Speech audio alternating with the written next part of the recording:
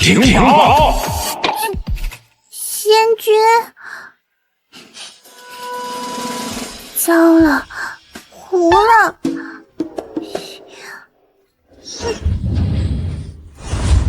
灵宝，你又看画本，练糊我的灵丹。你真是长能耐了。仙君，灵宝只看了一会儿，灵草太不耐煮了，冤枉啊！住口！你犯错还不知悔改。既然你整日沉迷画本，不务正业，那我就让你去凡间渡个劫，好好体验一下人间疾苦。仙君不要啊！灵宝知错了，冷宫弃妃谢金虎，本应是大燕国皇后，可今日她与那人间皇帝产生了一些误会，导致凤位动摇。你下凡帮助她，扶为正宫，才能回到仙界。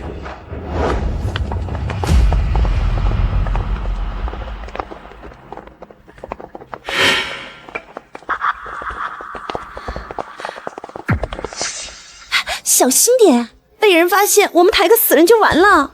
你说，同样都是陛下的孩子，三公主就受尽宠爱，这孩子到死陛下都不知道他是谁。谁让他是双生子呢？宫里向来传双生子不祥，他脸上还有那么大一红印，皇后娘娘自然是要留那个容貌周正的。姐姐那是在说我吗？鬼呀！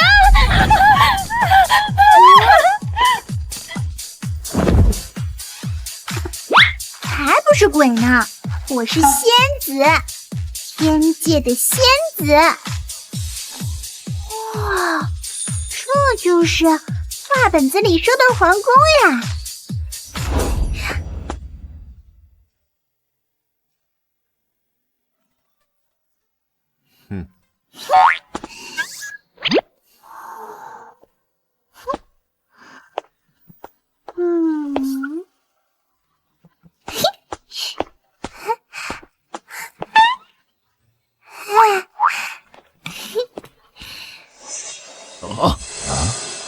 这哪来的小孩？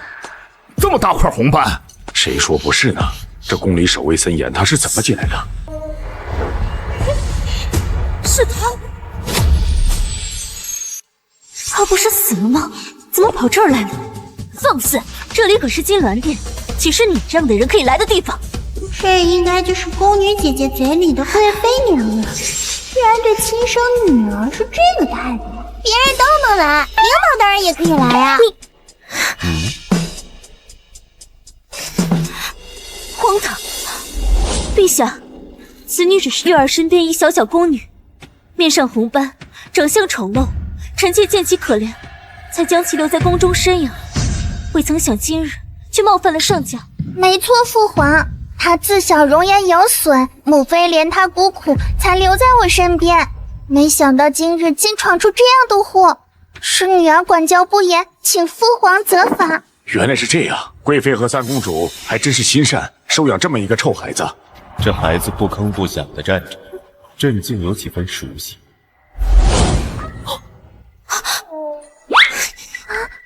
朕看你年龄与月儿相仿，就不定你冒失之罪了。退下吧。父皇，皇宫是我家，你让我去哪儿啊？你叫朕什么？陛下，这个小宫女满嘴谎言，这可是欺君。小危险！回父皇，灵宝才不是贵妃娘娘口中的丑陋公主，而是您的亲生女儿啊！与她一母同胞，双生子。你闭嘴！陛下，此女子满嘴谎话，陛下切不可听其一面之词。是啊，父皇，母妃只生了我一个女儿，她在说谎。贵妃娘娘，我知道你嫌弃我脸上有红斑，不想认我，难道就因此我连靠近亲生父亲的资格都不能有吗？我也是父皇的孩子。你住口！陛下，此人居心不良，冒认皇亲国戚，欺君可是死罪。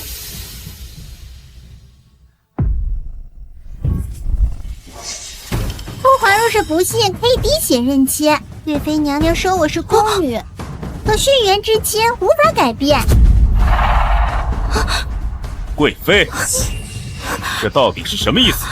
你给我解释一下，难道真的要朕当着众人的面滴血认亲不成？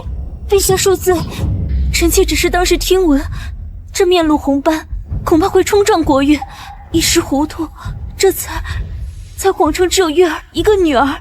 糊涂！虎毒尚且不食子，你为一句无稽之言，就要如此糟践皇家血脉，你好大的胆子！你好大的胆子！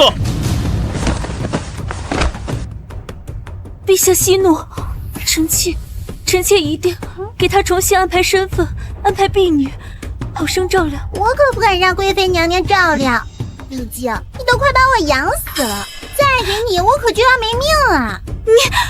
逆女，给朕闭嘴！来，孩子，是皇家亏待了你，你可有名字？明宝。慕容云。也好，既然你不愿跟着婉贵妃，朕后宫有众多嫔妃，你选一位过继，怎么样？这就是画本子里的龙椅呀。你在看什么？龙椅。我都没靠父皇这么近，这个丑八怪凭什么？最好让他说错话。都说龙椅必须是真龙才能坐，我头一回见到，就多看两眼。你这孩子真有意思。你刚刚说不想让贵妃养朕，那父皇给你介绍一下朕的嫔妃。这位是德妃，二公主的生母。这位是淑妃，暂时没有孩子。这位是大皇子的生母，谢惊鸿。你选一位吧。父皇，我选……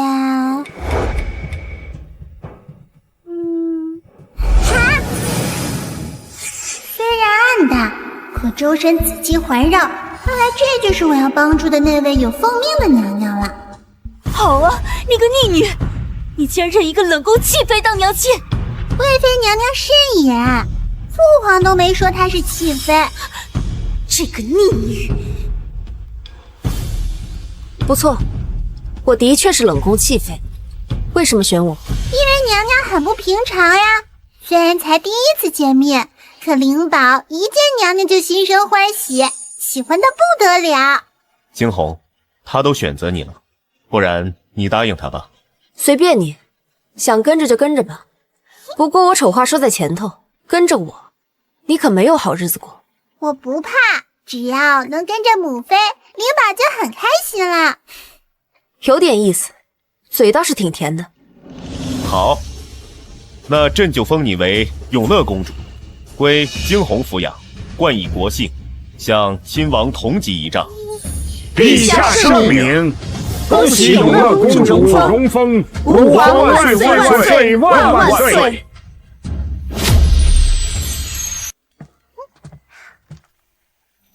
这么瘦弱，看来得好好养养。丑八怪，本公主以为你会安分，没想到你却假死捅到父皇面前告状。本公主怎么会有你这种妹妹？真是白眼狼！你可不要乱攀亲戚，我现在可是母妃的人，再敢胡说，信不信灵宝揍你啊！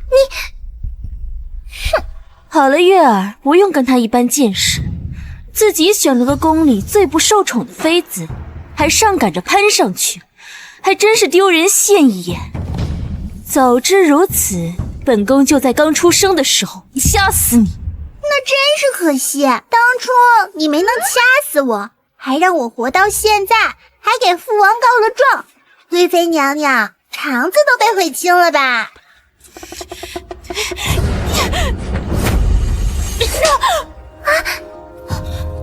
谢惊鸿，你竟然敢打我！我的女儿，还轮不到你来教训，少成天像疯狗一样到处咬人。住手！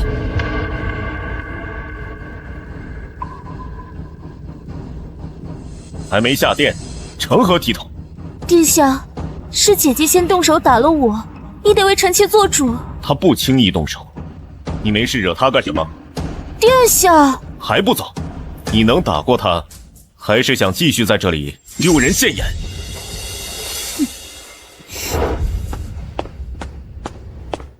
母妃，父皇真聪明，还不撇死。我们快谢谢父皇。哎，母妃，看来母妃有些忙，灵宝谢谢父皇，就先跟母妃回去了。母妃，母妃，母妃！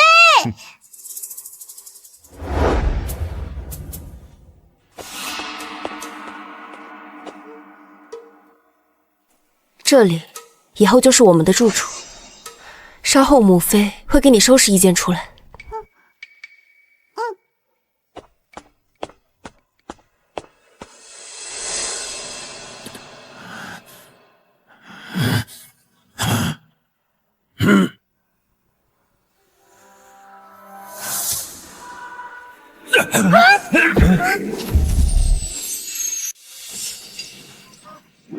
没事吧？没事。母妃，这个人是谁呀？为什么要用这么粗的铁链把他给锁起来？这是你大哥慕容正，3岁那年被人拐走后，便失了神智，就只会伤人。这就是我那千古名句的大哥呀！小时候也太惨了，这个司命真是不当人。唉，大哥，我是灵宝，你的妹妹。别靠近他，会伤了你的。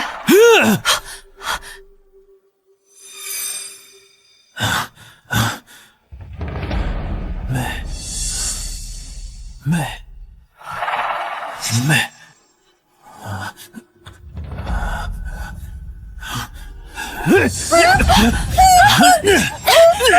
张儿松开！张儿！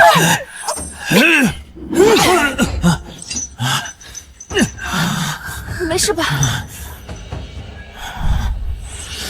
母妃，大哥平日无恙吗？没有，他已经无药可医。这就怪了，大哥身上分明有股淡淡的草药味，难不成是有人故意下药了？你说什么？我自小对药味最敏感了，绝不会问错的。谋害皇子可是大罪。母妃，我们去找父皇称药。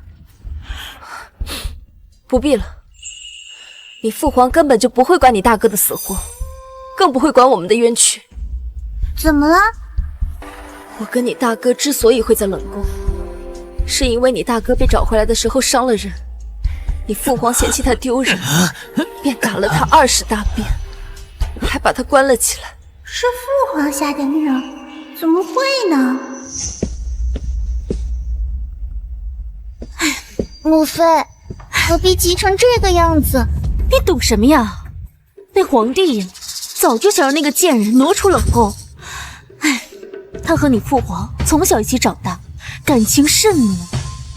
要不是我当年设计那个野崽子，让他伤了那重臣之气，恐怕皇上都不愿意发他了。可我看他们关系很不好呀，而且父皇很少去他们那里。唉，这些呀，自然都是做给外人看的。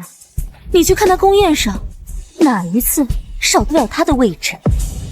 他要是不来呀，那皇上还专门派人去请呢。细细想来，确实如母妃所言。那他们又为何会到如今这样呢？想当年，这谢金红也算是宠冠6宫，直到陛下，太子慕容征失踪10年，如今虽已寻回，却已形同野兽，不辨人伦。昨日更邀伤3位贵臣妻子，此等行径，臣请陛下即刻将其赐死，以绝后患。陛下，史书记载，此等失心疯癫之相，乃国祸之兆。若再容此孽障留存宫中，恐遭天谴，动荡国本，臣恳请陛下为江山社稷，赐其自尽，以安民心。臣等附议，请陛下严惩妖孽，以安抚民心。闭嘴！征儿是朕和惊鸿寻回的骨肉，你们竟敢让朕处死他，我看你们是不想活了！陛下，太子伤人与庶民同罪，若陛下做不到，那请陛下砍了老臣。臣附议。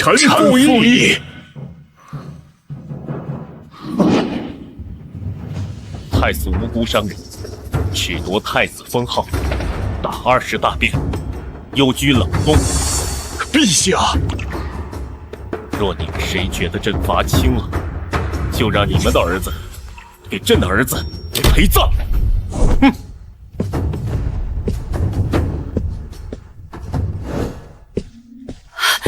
陛下，征儿会咬人，完全是因为纳兰反故意带人激怒。臣妾求您不要惩罚他。天子犯法，与庶民同罪。慕容征咬了人，自然要付出代价。朕已经吩咐下去，打20大鞭，褫夺封号，幽居冷宫。此事不必再提了。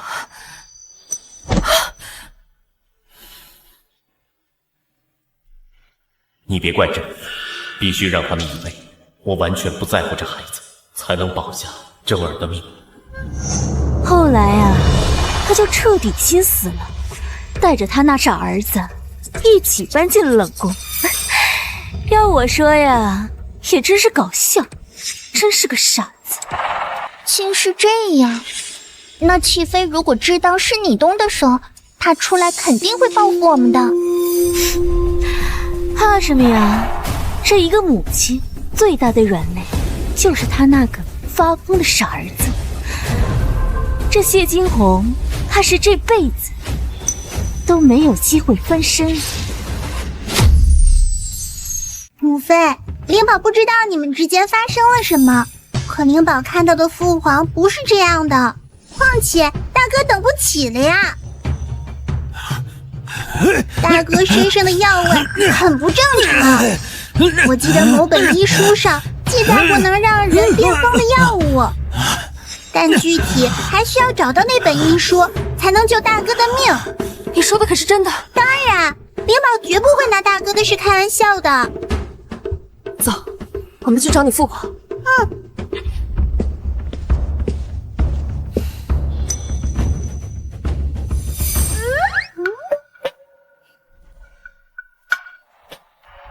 找几本医书给我，我有用。你怎么了？是灵宝要用。你怎么那么多废话？到底找不找？给。阿福，去藏书阁，把所有医书都找来。是。自从他主动搬进冷宫，再未主动踏进养心殿一步，这小丫头竟然说得动的。你可是生病了？父皇不必担心，是灵宝对医书感兴趣，这才找父皇讨药。你既然对医书感兴趣，朕给你找些老师，让你们母子3人搬到未央宫如何？不必了，皇帝不是嫌弃我们母子丢人吗？当初可是您亲自下旨圈禁我的孩子，现在在这装什么好心？谢惊鸿，父皇别气，母妃是怕大哥搬出去后会给父皇惹麻烦。母妃说父皇处理朝政已经很辛苦了。你是说你母妃如果搬出去，是怕征儿给朕惹麻烦？是，母妃说父皇日理万机，不想要父皇再因此费神。原来如此，惊鸿虽然嘴上不说，但心里还是有朕。既然你们想住冷宫，那便依你。朕稍后让人把赤金暖炉还有紫貂披风给你们送过去，别冻着。陛下，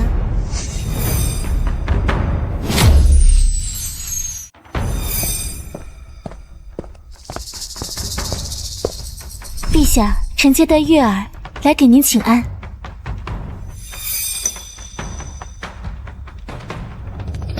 儿臣参见父皇。起来吧。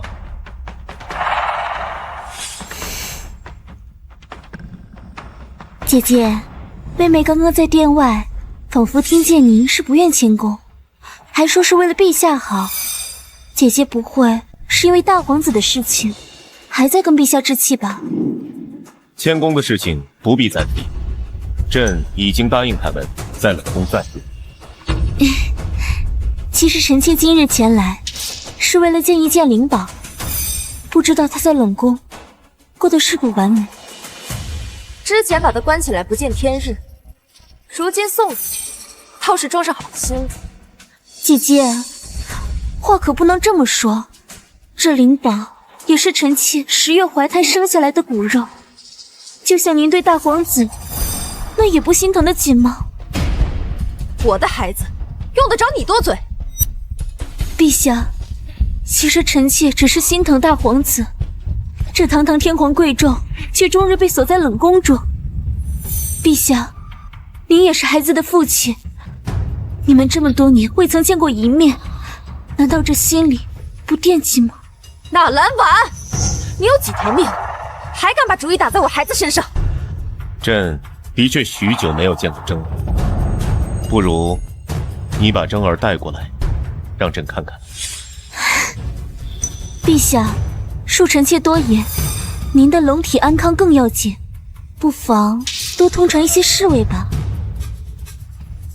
朕是见自己的儿子，不是猛兽，在自己宫里见自己的儿子，何须如临大敌？陛下息怒，臣妾只是觉得这大皇子心性未稳，也不是第一回伤人了。臣妾是发自真心替您龙体考虑，不敢有丝毫怠慢。你还有脸说？当初要不是你带人激怒了他，他怎么可能会动手？倒是你们两个，现在在这一唱一和的，又想干什么？母妃，你别说了。你说他就算了，朕要见自己的儿子，你何至于如此紧张？紧张？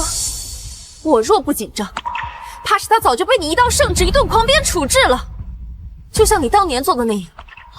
放肆！谢惊鸿，你还要抓住过去，冤到几时？被我说中了，心虚了。是，陛下如今坐拥整个天下，虽然觉得过去的种种都是别人的过错，但是我儿子受的苦，种种件件我都记得。还是说你根本就不想让我提起来，根本就不敢让你想起来自己曾经都做过什么？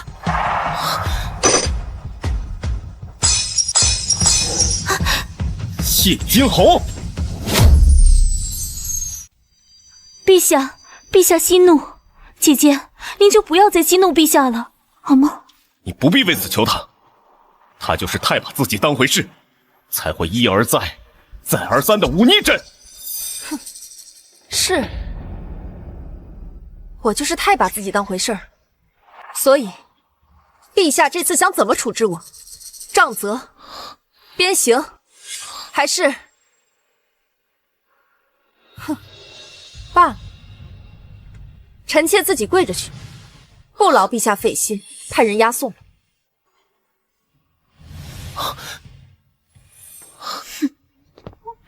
母妃，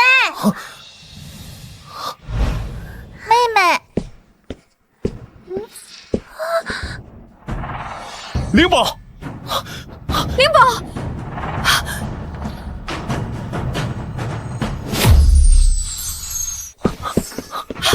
灵宝，灵宝，灵宝！慕容月，这到底怎么回事？好端端的，他怎么失足把自己摔成这样？父皇，真的不是我。陛下息怒，这一切都是臣妾管教无方，要打要罚，臣妾悉听尊便。好，既然如此，那就杖责20，由朕手下的人执行。至于你，留在宫中抄写佛文为灵宝祈福吧。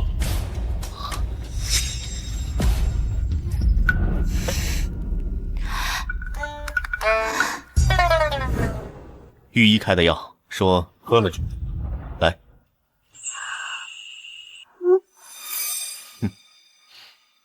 这灵宝不好，让父皇皇担心了。灵宝，不是你的错，你这么小，是父皇没有保护好你，让你这么小就受尽苦楚。这会儿倒知道心疼了。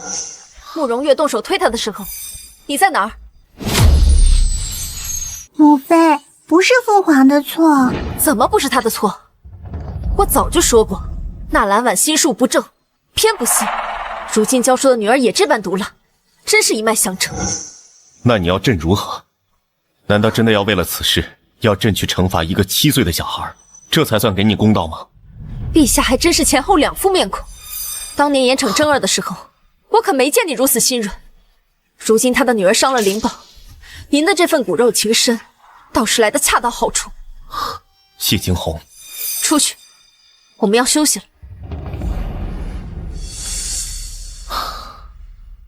你们住在冷宫，我看这里也缺了不少东西。朕待会儿叫人一并送来。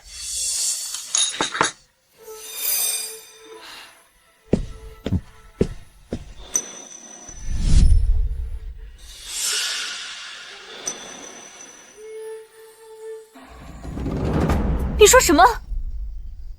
皇帝不仅被赶出来没有生气，还给了冷宫许多赏赐。是啊，赐了不少好东西，就连娘娘你一直想要的暖手玉如意也一并送出去了，说是给永乐公主暖脚用。好啊，本宫怎么偏偏就生了这么个孽障？他这不是存心跟本宫作对吗？母妃，你再生气也不能毁了佛经啊！你这样岂不是还要再吵一遍？给本宫闭嘴！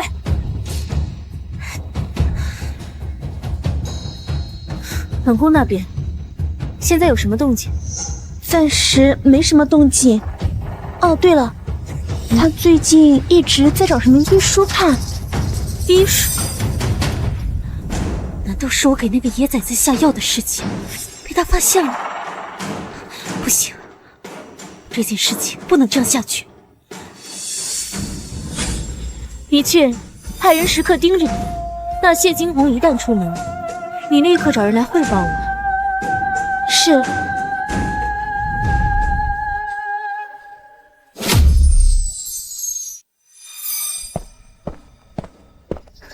娘娘，熹妃已经离开去找医书了，现在冷宫只剩下大皇子和四公主。好啊，一会儿你找个机会，给那个野杂种灌些让他发疯的药，再把那腿链子解开。本宫要让皇帝亲自看你咬死自己的亲妹妹。娘娘，蒙害皇嗣可是要被砍头的，奴婢。从你给大皇子下药的那一日开始，你也就没什么回头路。这事你若办好，本宫也自此有重赏。但倘若你不愿意的话，本宫听说你母亲新为你生了一位弟弟，你也不愿意这小小的婴儿立即夭折。娘娘看，娘娘看，娘娘。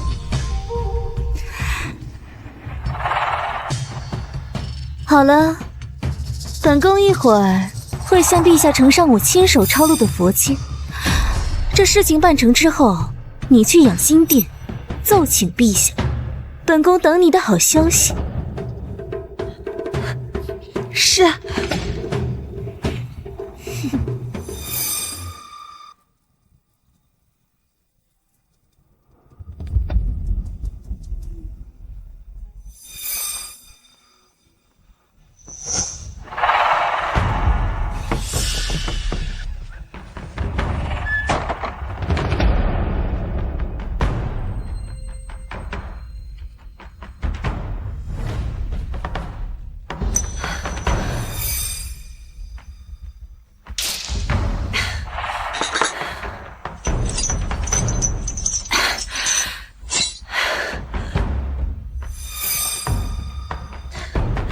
四公主，不要怪奴婢，要怪就怪你的亲娘想让你死。陛下，臣妾回去已经狠狠地训斥了月儿，她已经意识到自己的错误，还闹着问我什么时候才能再见到他的父皇。有时间讨好朕，还不如学学灵宝，怎么做朕上进可爱的好女儿。哼，哪里可爱了，分明是没规矩。皇帝分明就是偏心这个丑八怪。陛下，陛下不好了，大皇子他发疯了。什么？奴婢今日去送饭，见屋门紧锁，里面还传来吼叫声。凑近一看，是大皇子抓住了四公主，四公主现在生死不明啊！陛下，这可怎么办啊？这大皇子发起疯来可是6000不认的，这灵宝会不会凶多吉少啊？去冷宫。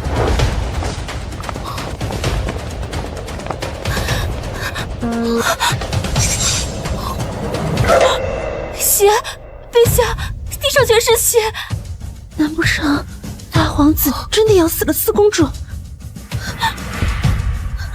陛下，倘若真的是大皇子发了疯，他岂不是他就伤害了自己的亲妹妹？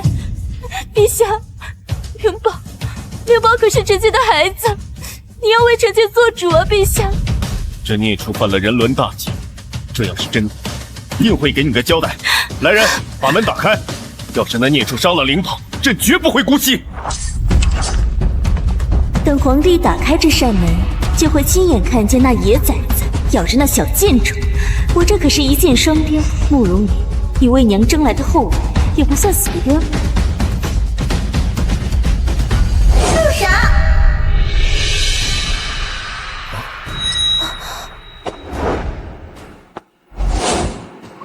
他怎么还活着？你怎么在这里啊？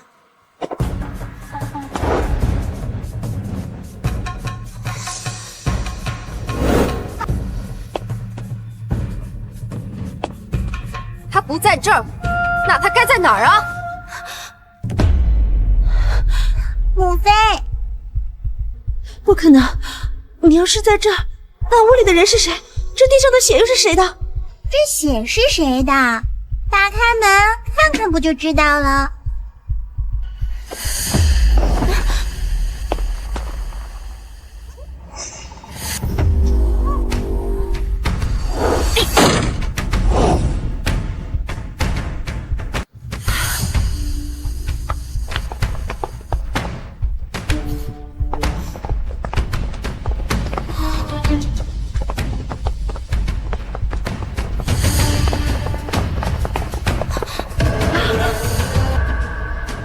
大哥，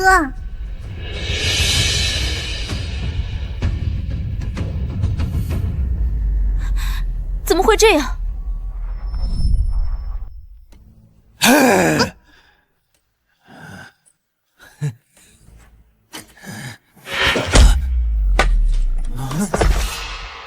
大哥，对不起，灵宝一定会把下药的人抓起来。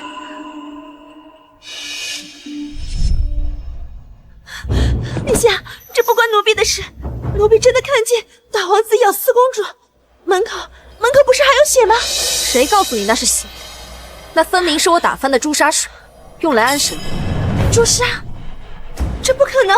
还有，我倒想问问你，你究竟是哪只眼睛看见真儿挣脱绳子，又是哪只眼睛看见他咬了灵宝？还是说，有人必须让你看见？奴婢，你再不说实话，父皇一定会让人砍了你的脑袋。我说，奴婢什么都说，这跟奴婢没有关系。放肆！本宫念你家中贫苦，屡次对你施以援手，没想到你竟然敢诅咒本宫的女儿，真是好大的胆子！贵妃，朕还没说话呢，你显得倒是比朕还着急。陛下，臣妾只是看他咒灵宝太过心急才会于此。这灵宝好歹也是臣妾的亲生骨肉，陛下。你若真当灵宝是你的亲生孩子，你此刻就应该撬开他的嘴，弄清楚幕后主使到底是谁，而不是屡次阻挠他说出真相。还是说，你不敢让他说出真相？那你自己说，到底谁指使你的？是奴婢的错，是奴婢看花了眼，奴婢该死。果然与贵妃脱不了干系，这宫女是不敢再开口。好，那朕就成全你。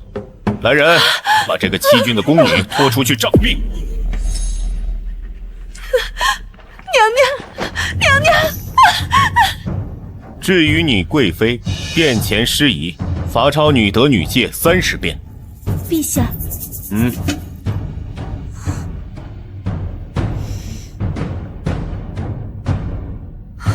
你难道看不出来吗？今日之事分明就是他一手设计的，你就这么让他走了？朕如何不知？那宫女临死翻供，没有证据，单凭揣测，你要朕如何？证据？好一个证据！你究竟是没有办法，还是不愿意有办法？谢惊鸿，朕虽是天子，但做事也是要有礼法，无凭无据，你要朕如何做？我说了你就会听我的吗？我说了你就会舍得动他吗？在你心里，权衡利弊永远重过公道人心。母妃，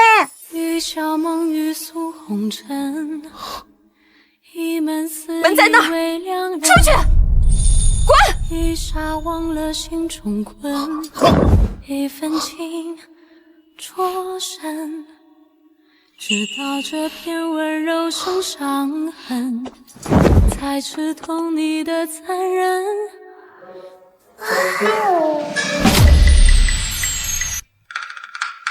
父皇，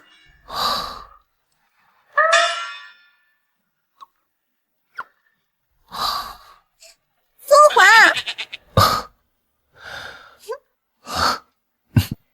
父皇，你在看什么？灵宝喊你都没有听到。一说，父皇是为了大哥吗？哼，不愧是朕的女儿，这都被你猜出来了。灵宝猜的果然没错，按照母妃的话，父皇是很讨厌他和大哥的。可在我看来，这一切不过是表象，父皇暗中早已操控一切。父皇，灵宝这几日每日都翻医书，还真让我找到个方子。啊？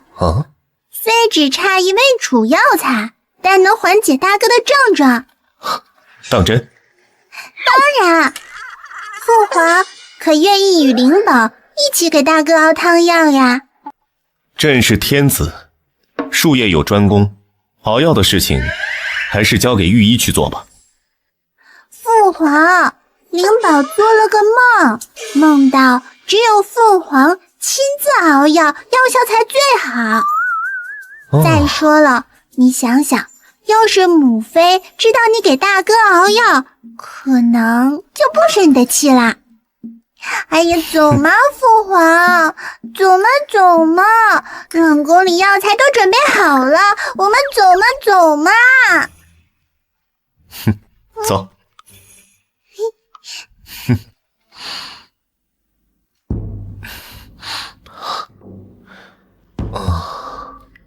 父皇，柴要架空些，中间留出空隙，火才燃得旺。朕明白了。您先试着生火，我去把药材拿进来。啊，去吧。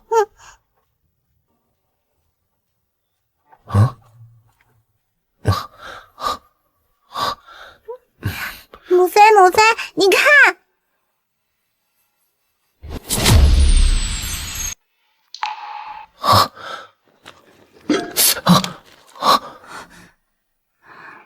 我昨日见你们吵得那么凶，还以为父皇生气了，结果今天我刚去找父皇，他在偷偷翻医书，想治好大哥。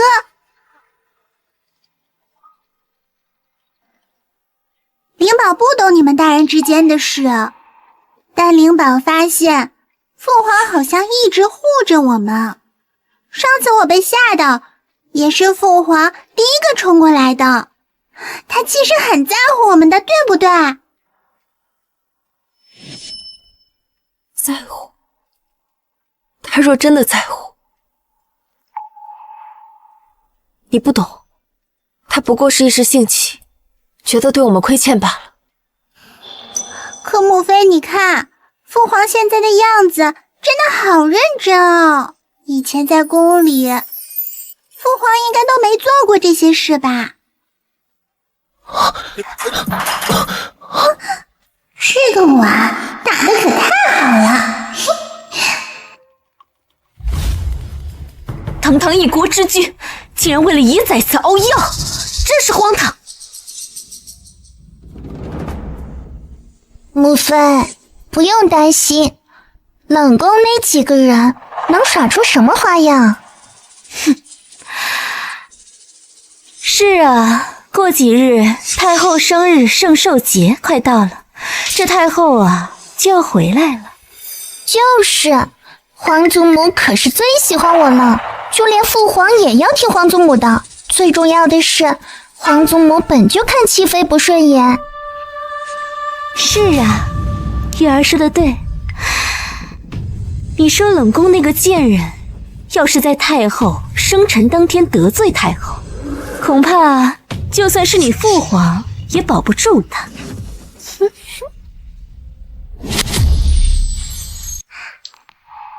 母妃，您吃这个？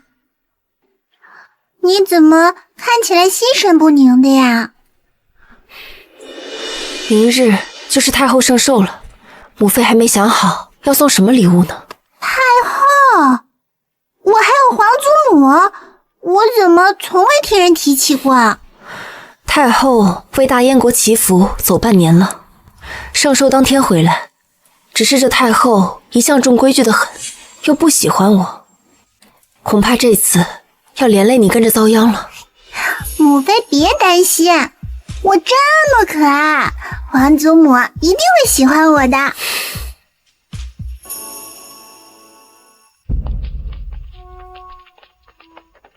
拜见皇上、太后娘娘。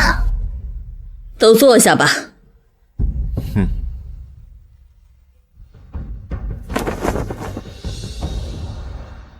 皇祖母一路舟车劳顿，孙女心中实在惦念。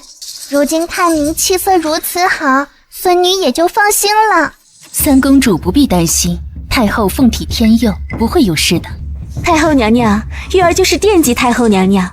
前些日子在佛堂跪了一整夜，臣妾怎么劝都劝不住，非要为您祝祷。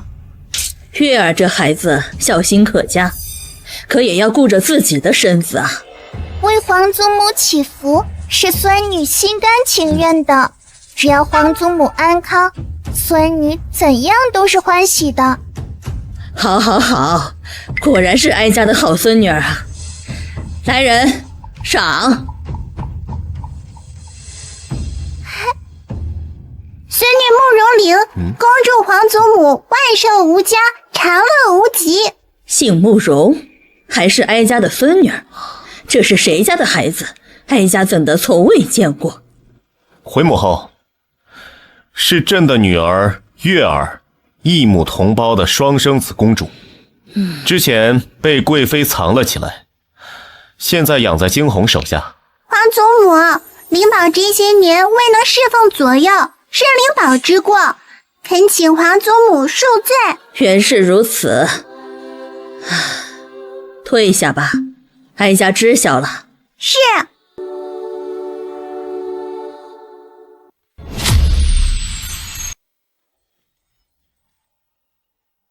母后，这是儿臣特意为您准备的寿礼，打开看看。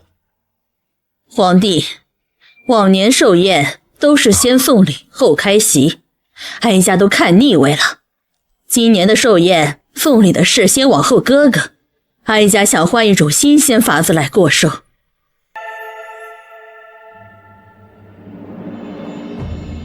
这颗夜明珠是边塞国进贡的国宝，夜间的光能照亮整间屋子。今日哀家就借花献佛，讨个好彩头，把它送给你们当中的一位。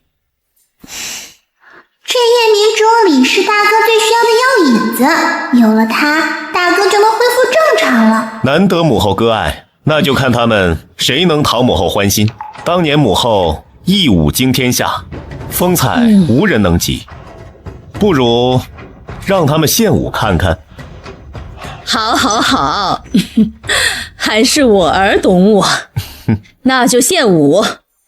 谁跳得最好，这夜明珠就是谁的。大家谁都可以参加。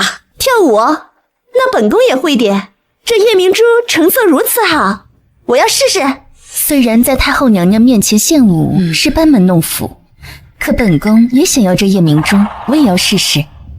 母妃，您可是当年的京城第一才女，跳舞肯定也好看。月儿也想要。既然月儿这么想要的话，那母妃就勉强试一试吧。淑妃笨，德妃蠢，赢他们还是很轻易的。母妃，我们也抢夜明珠。那个夜明珠，你也想要？想要，它不止外观好看，还有其他用途。母妃，无论如何，我们一定要拿下它。妹妹年纪不大，口气倒是不小，谁不知道你母妃出身将门，根本不会跳舞。月儿慎言，太后娘娘既然发话，人人都可以参加，自是大家都有份儿。倒是姐姐，既然灵宝如此想要，姐姐何不勉力一试？争？贵妃娘娘这话怕是有些难为人吧？她不会跳舞，怎么能跟我们比？就算我们有意放水，她也赢不了。更何况今天是太后的圣手。妹妹们此言差矣，本宫倒觉得姐姐或许往日只是不屑此道，今日是太后娘娘的寿辰，说不定姐姐愿意破例一试，给大家展示一下，也算是两全其美的法子。哼，谢惊鸿，你一个莽夫，哪懂跳舞？今日我必要你在众人面前将脸丢尽。说得不错。太后娘娘，臣妾愿献舞一曲，也争一争。母妃这吧。惊鸿，不然还是算了吧。你从未学过舞，你如果实在喜欢夜明珠，等宴会结束，朕再送你一个。陛下，东西自然是自己赚来的才有意思。姐姐你说呢？来晚的话对不对？是，我只要赢来的。好啊，既然姐姐这么爽快的话，那我们姐妹我们就各凭本事了吧。好了，都少说两句，哀家还等着看献舞呢。你们速速下去准备。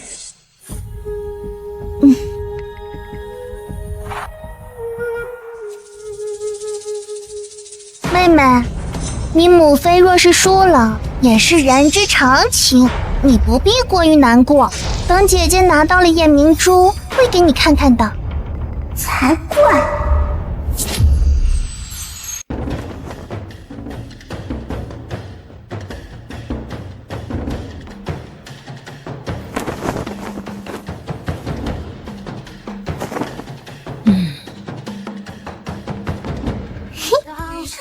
忘记一段过往，将世界都流放。可曾见血荒唐，才记得你的模样。你是说谁提笔直两行，欢愉你安康。别笑得这沧桑，你还在我的心上。天若惊鸿，晚若游龙，皇帝认为如何？母妃说的没错，的确美轮美奂。妹妹，你可听清楚了，我母妃的舞可是入了皇祖母和父皇的眼的，接下来就看你母妃了。本宫今日倒是手生了，看来这夜明珠是贵妃的了。贵妃娘娘舞技天下一绝，输给她我们也不丢人。姐姐们过谦了，这位到最后鹿死谁手还未曾得知呢。只是这献舞时间都到了，不知为何姐姐却迟迟不见踪影。莫不是临阵脱逃了吧？要不然就直接将夜明珠赐给贵妃得了。德妃，谢家满门忠烈，世代簪缨，临阵脱逃这4个字，岂能放在谢家儿女身上？若再口无遮拦，休怪朕惩罚你。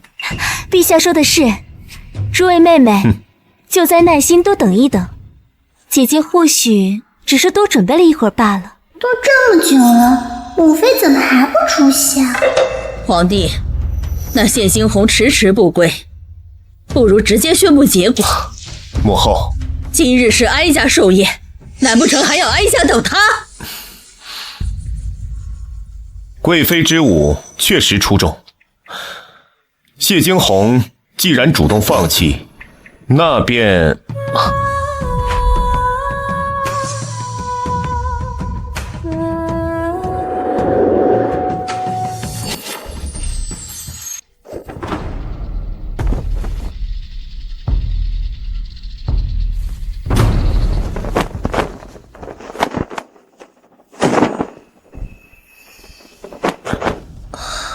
朕竟从来不知，惊鸿还会跳舞。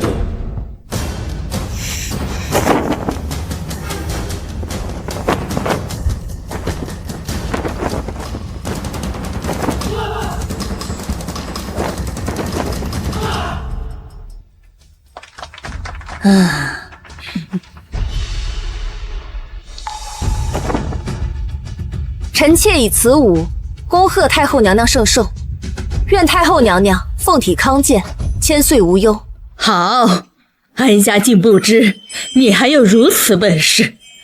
这舞哀家从未见过，刚柔并济，实在是妙啊！好，好，好。回太后娘娘，臣妾年少时父亲就教导臣妾，许多东西都可以不用，但不能不会。母后，此舞独树一帜。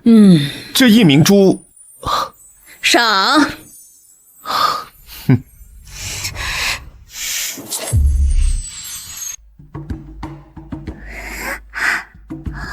哇，母妃，你跳的真是太好了，比仙子跳的还要好看。本宫竟不知道，原来姐姐竟会跳舞，没想到跳得这般好。只是平时不愿与众姐妹分享罢了，或者说，姐姐自视清高，不愿意跳给皇上看。与其在这挑拨离间，不如好好去磨练一下舞技。哇，母妃，这个真的太好看了，灵宝真是太喜欢了。放在房间里都不用点蜡烛啦。母妃，我也想要。有什么样？没有。谢金湖，今日之辱，本宫记下，咱们走着瞧。灵宝，我之前从未听说夜明珠能入药，这药能喝吗？当然可以，母妃，你相信我，只要大哥喝下药，很快就会恢复的。之前我也为真儿寻药，喝了多少年都没有效果，这次罢了，试试吧，万一真有效呢？来，真儿。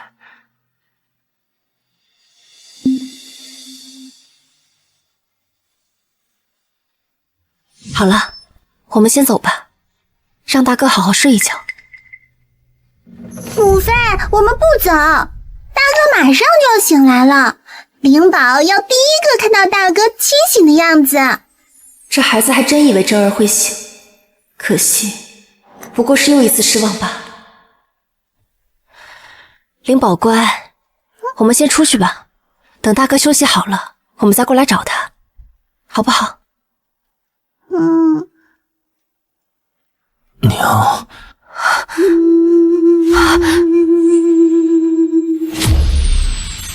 真儿，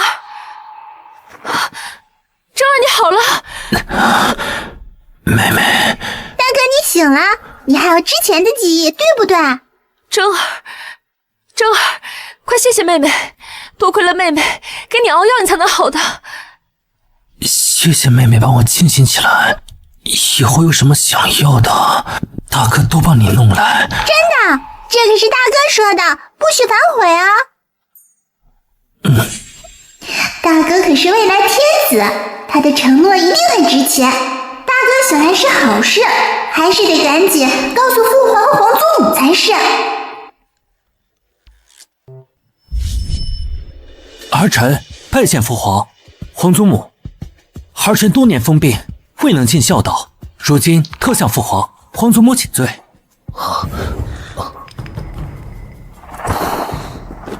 你懂规矩。回禀皇祖母，这些年的记忆还在，之前见有人行过大礼，心中有些印象。这些年你与你母妃久居冷宫，如今你既清醒，心中可怪皇帝？孙儿不怪，父皇先是天下人的君主，然后才是真儿的父亲，社稷之重远大于父子私情。当年孙儿形同野兽，父皇将孙儿与母妃安置于此，也是一种保全。你倒是拎得清的。来，谢妃自己向来视宫规如无物，没想到竟然教导出你这么进退得宜的好孩子。母后，哀家说错了吗？那个谢金红就是你惯的。母后，先不说其他的，朕要你一旨，快！大皇子仁孝聪慧，堪为社稷之本，即日起立为皇太子。你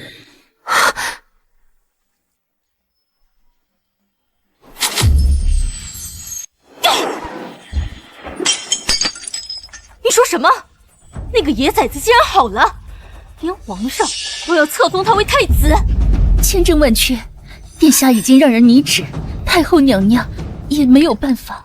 母妃，这要是真的，那对母女岂不是要爬到我们头上了？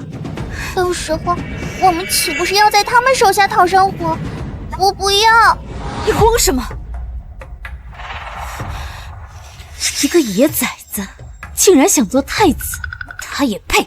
本宫必不会让这道册封圣旨传出去的。现在连皇祖母都没意见，我们能怎么办？这凡是人啊，就必定会犯错。你出去仔细打听打听，我们这位大皇子每日都见什么人，做了些什么事？娘娘，大皇子每日必先去永寿宫给太后请安，路程和时间都很固定。每日都要去给太后请安，那这位大皇子还真是性情人家。派人仔细盯着点，我就不信他没有这行差踏错地。是。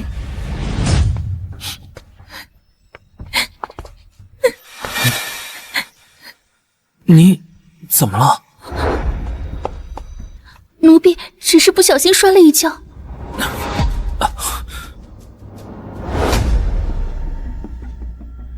这是止疼消肿的膏药，此处无人，你先用着。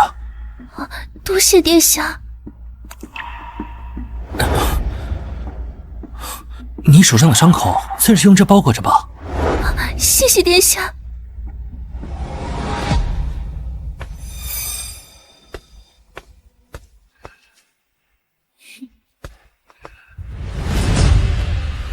你亲眼所见，帕子和膏药是他亲手递上的？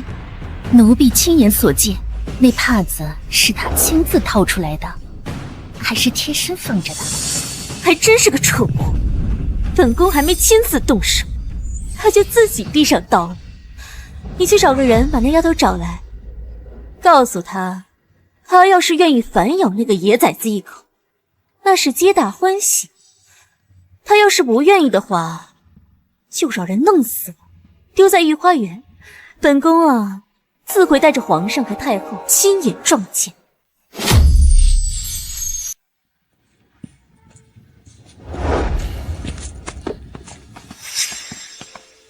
这御花园，哀家也是许久没来了。还说呢，平时看这些花呀，也就普普通通，不知今儿是怎么了？难不成他知道我们太后皇上今天专门要过来看吗？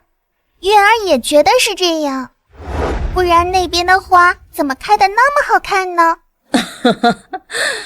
哀家年纪大了，最喜见的就是看花开赏心悦目。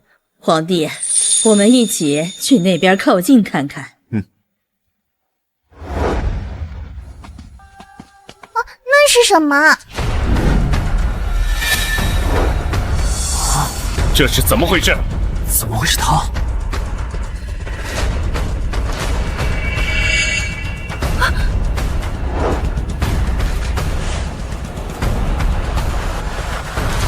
陛下，他的手工纱没了，这分明是被人羞辱后害死的呀！查，朕倒要看看是谁胆大包天，敢在宫闱之内行此禽兽之事。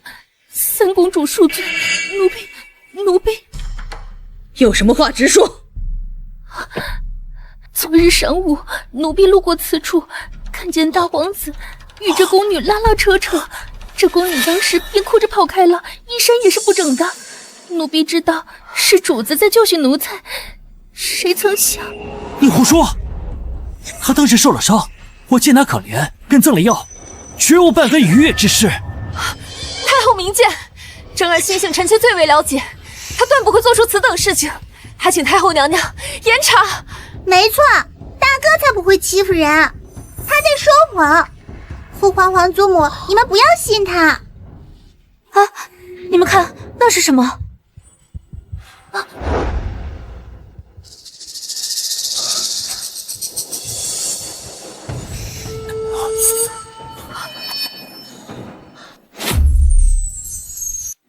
解释，哀家要听你的解释。你的贴身之物为何会在一个宫女身上？皇祖母明鉴，孙儿对天发誓，绝对没有做过任何禽兽不如之事。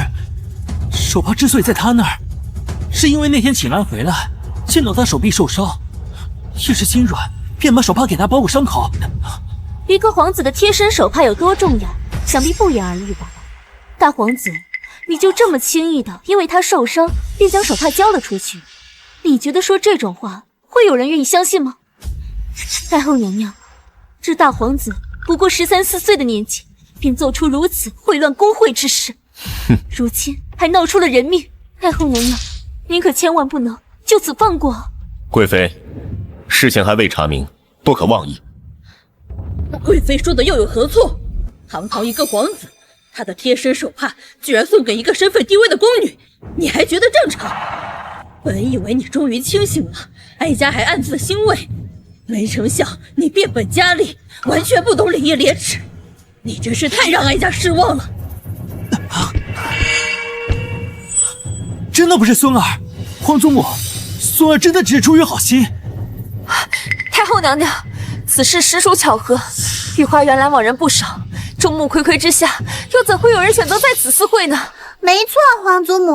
况且闹出人命，也没人来处理事情，放在这里，好像就在等我们看，这很不正常。你这话是什么意思？难不成还是我特意引你们前来吗？明明是本宫派皇太后刚刚回宫，烦闷无聊，便特地请旨带她出来散散心，透透气。太后娘娘，臣妾也没想到会碰见这种事情。不怪你。贱人，本宫不过是想让你冤枉一下慕容征，就说他强迫你，你百般不愿意，难道你活腻了吗？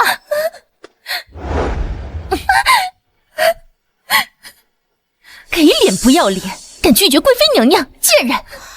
既然你实在不愿意的话，本宫就只能用自己的法子。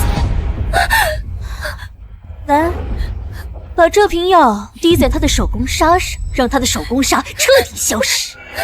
等死之后，给我扔在御花园，本宫自会带着太后和陛下亲自前来。别！这一招效果真是不错。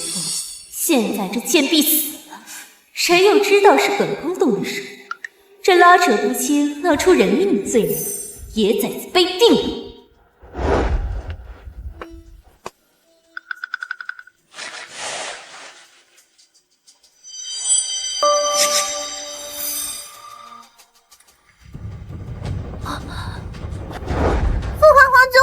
他醒了。什么？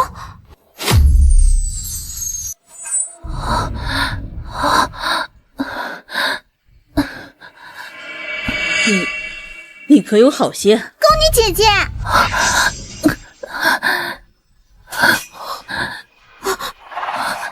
怎么了？你可是有话要对贵妃说。贵妃，你靠近些。不要说出来，不要说出来。是什么？别急，慢慢说，是什么？宫女姐姐，快传御医！这是大皇子啊，你可认识他？你是想指认他，然后让父皇处决他吗？太后娘娘，你看他情绪多激动啊，肯定是大皇子。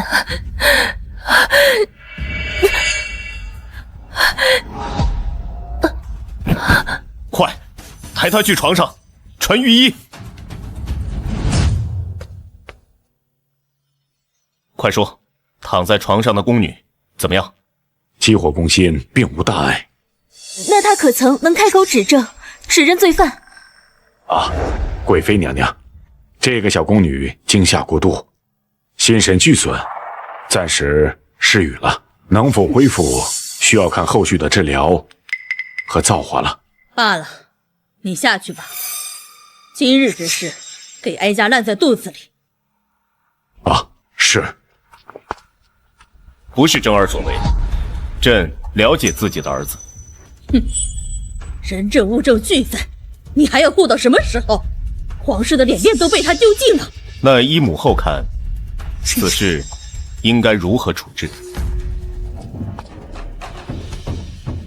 大皇子德行有失，犯下大错，3日之后发往皇陵，妃诏永不得入京。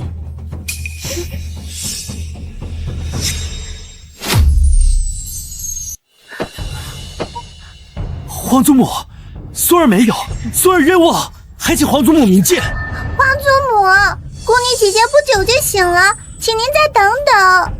灵宝，我知道你也是护兄心切，但是如今人证物证俱在，就算是太后娘娘，也不能厚此薄彼吧？那宫女姐姐真的好惨啊，母妃，我害怕。儿乖，皇帝，哀家要将他送往皇陵，你是同意还是不同意？母后，你尚未查明真相，就让真儿据守皇陵，这会毁了他一辈子。证据还不够吗？他贴身的手帕都在那儿，若不处置，你将皇室颜面归至何处？若是只为求皇室颜面，罔顾事实就把人送走，这不是天大的笑话！放肆！皇帝，你敢如此跟哀家讲话？还请太后娘娘您息怒呢。陛下既然不愿将太子发往皇陵，这宫女又迟迟不能主动指认，不如此事就轻轻放过吧。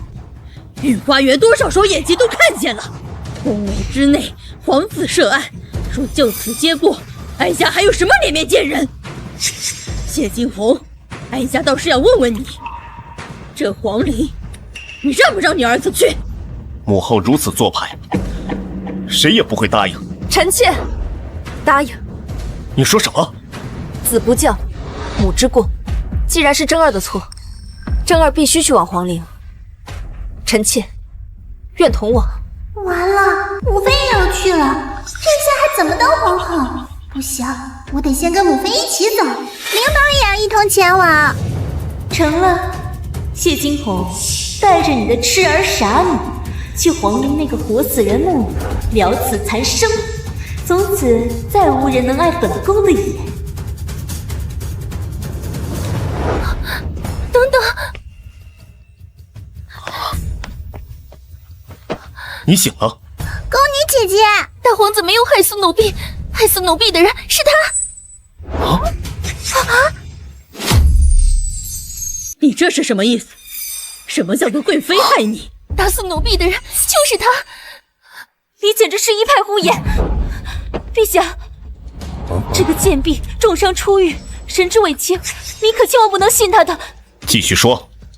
那日，大皇子给了我的药膏，贵妃娘娘就把我给叫过去，说让我弹咬大皇子，欺辱我。我拒绝了，贵妃娘娘就往我身上洒药水，让小爷毁了我的手工纱。啊！后面贵妃娘娘还让人要把我掐晕。你简直是胡说八道！太后娘娘，你要相信臣妾。皇祖母、父皇，这其中肯定有误会。母妃她是最善良的，怎么可能做出这种事？陛下，太后娘娘，请您相信臣妾，臣妾真的没有做过。想知道谁在说谎？这还不简单？宫女姐姐说她的手工纱是药物导致消失的。灵宝之前在医书上恰好看过这个解药。你胡说八道！灵宝不过是说了句看过解药，你这么激动做什么？父皇，只需要当归益母草和茯苓熬煮就行了。来人，去熬药。陛下，不可！这个世界上怎么会有什么药可以摧毁掉手工纱？他血口喷人，是不是血口喷人？等喝下药不就知道了。手工纱若是不显露，此事就与贵妃娘娘无关，自然会还你公道。你急什么？妹妹，母妃只是先解释清楚，娘们断案还需要请人辩驳呢。难道在这里都不允许人说话吗？要想说话，那就等解药过来之后，还没破案就先说话。说好听点叫先入为主，说难听点叫不武自重。娘娘慎言。太后娘娘，你要相信臣妾，臣妾真的没有。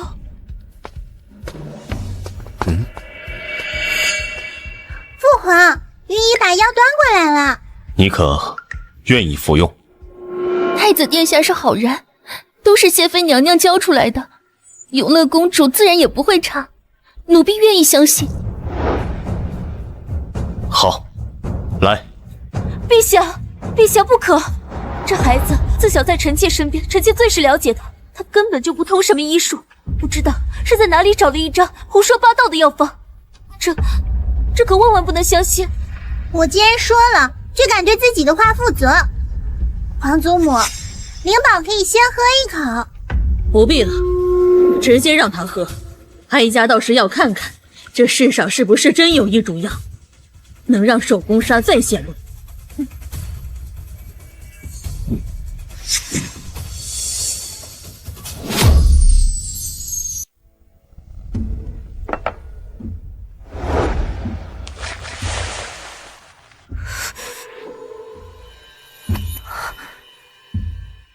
妹妹，你不是说手工纱过会儿会出现吗？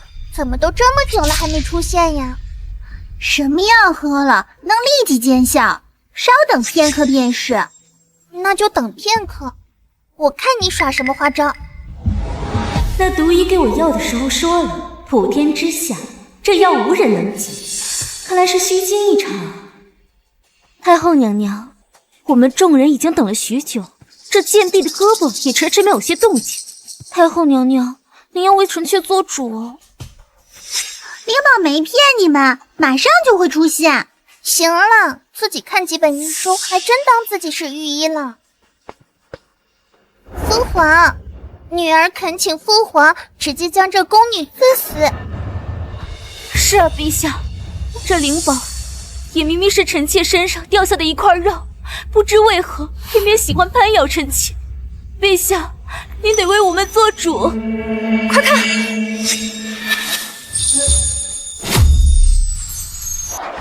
快看！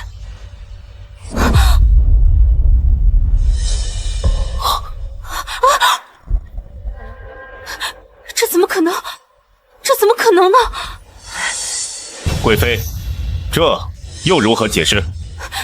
陛下，臣妾没有，臣妾真的没有做过，是这个贱婢跟他们串通起来，合谋诬陷我。是啊，父皇，肯定是他们合起伙来污蔑母妃，不然灵宝这个丑八怪怎么可能知道解药？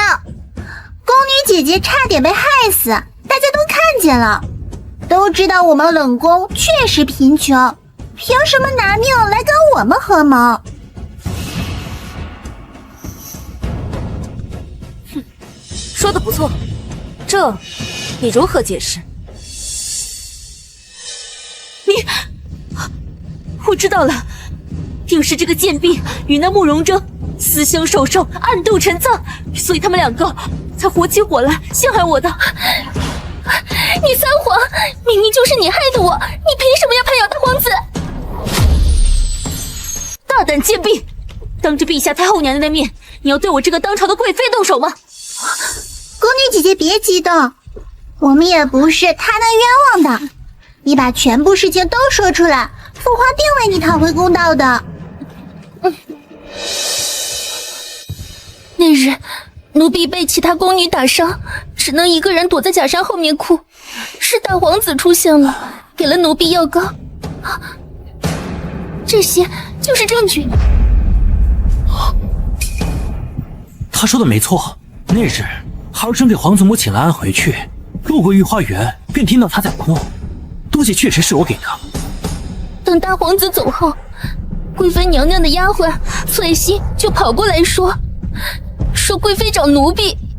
等奴婢赶到的时候，她要奴婢攀咬大皇子，说他欺辱我。奴婢自知身份卑微，但也不是忘恩负义之人，所以奴婢拒绝了。少在这给我胡说八道！给哀家闭嘴！你接着说。贵妃，她看奴婢不从，她就拿药水洒我，想要毁了奴婢的手工纱。贱人！本宫不过是想让你冤枉一下慕容征，就说他强迫你，你百般不愿意，难道你活腻了吗？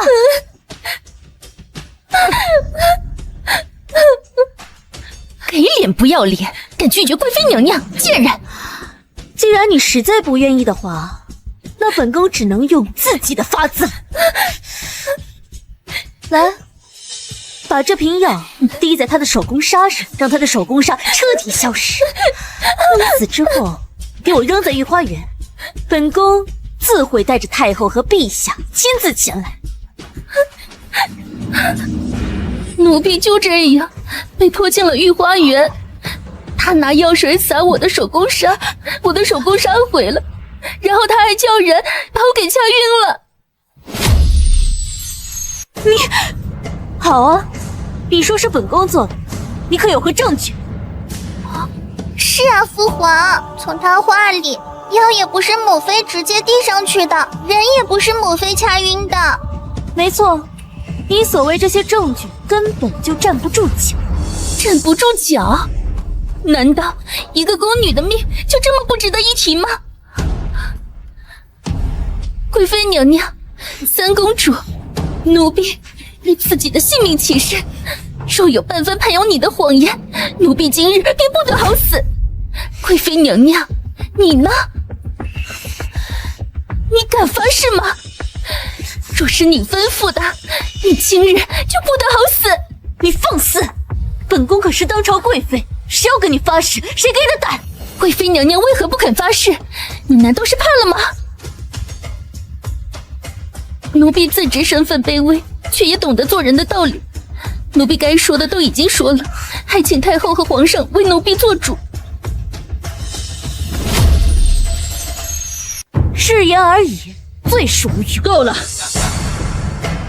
纳兰婉，你真当哀家老眼昏花了吗？哼，哀家说，你今日为何要哀家去御花园？原来这一切竟都是你的阴谋。为了构陷真儿，你居然用如此残忍的手段去残害一个宫女，你好狠啊！不是的，太后，真的不是这样的。父皇，父皇，你说话呀！你肯定是相信母妃的，对吧？贵妃，你真是好毒的手段！为了陷害真儿，残害无辜，草菅人命，竟然还能搞到这种药，真是让朕刮目相看！你简直该死！陛下，陛下，我真的不是有意的，陛下你要相信我，陛下，陛下，太后娘娘，太后娘娘。纳兰婉，你身居高位，却不仁德，反以毒计，残害无辜，其心可诛。今日起，废为庶人，流放3000。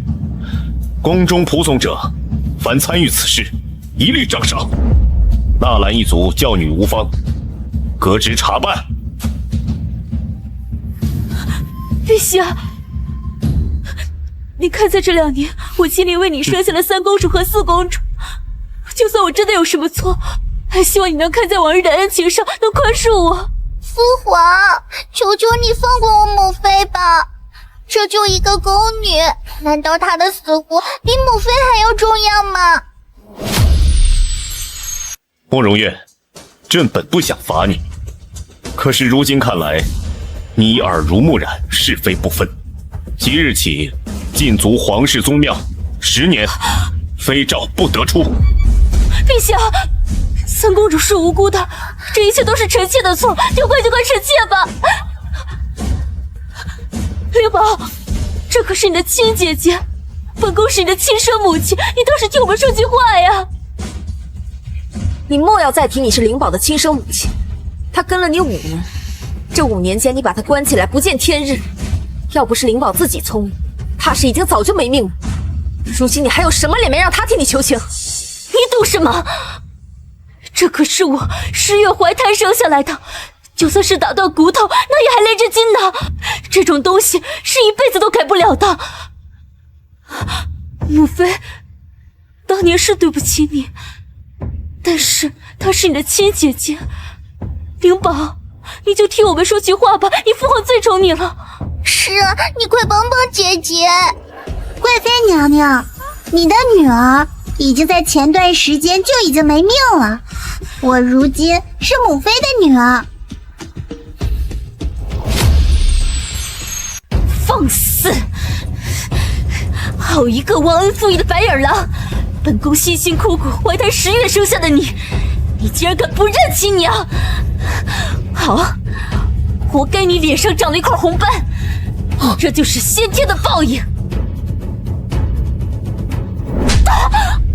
不好！月儿，好你个贱人，真敢当初打我，是不是？等着，我跟你没完！够了，皇家颜面都被你给丢尽了，把他给我拖出去！不要啊！臣妾知错了，陛下，太后，算你知错了。不要！这个宫女，哀家有话说。皇帝，可介意？但凭母后做主。宫女小爱接旨。奴婢接旨。你贞烈可嘉，哀家做主，赐你黄金1000两，良田100亩，准你出宫荣养。此事就此结果，你可愿意？奴婢愿意。奴婢祝太后千岁千岁千千岁。今日之事，是我慕容征差点让姑娘丢了性命。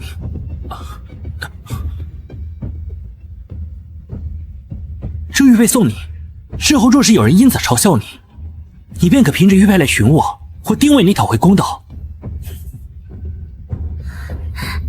多谢殿下。宫女姐姐等等，这属于母网之家，本仙子已替你消除这段濒死的记忆，从此你会安稳一生。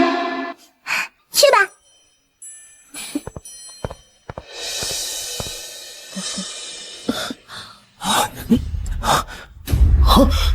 皇祖母，是哀家错怪你了。哀家老眼昏花，差点送你去皇陵，你可怪哀家。皇祖母已还孙儿清白，孙儿心中绝无半点怨怼。你这孩子真是诚恳啊。是哀家看走眼了，这宫里啊，到底是你们年轻人的天下了。哀家老了，此次回宫，原以为能享享天伦，没成想一回宫办了件糊涂事儿，差点酿成大祸。这里乌烟瘴气的，哀家待不下去了。哀家要回去继续祈福了。太后娘娘，母后，何必如此？哀家心意已决，不必再说。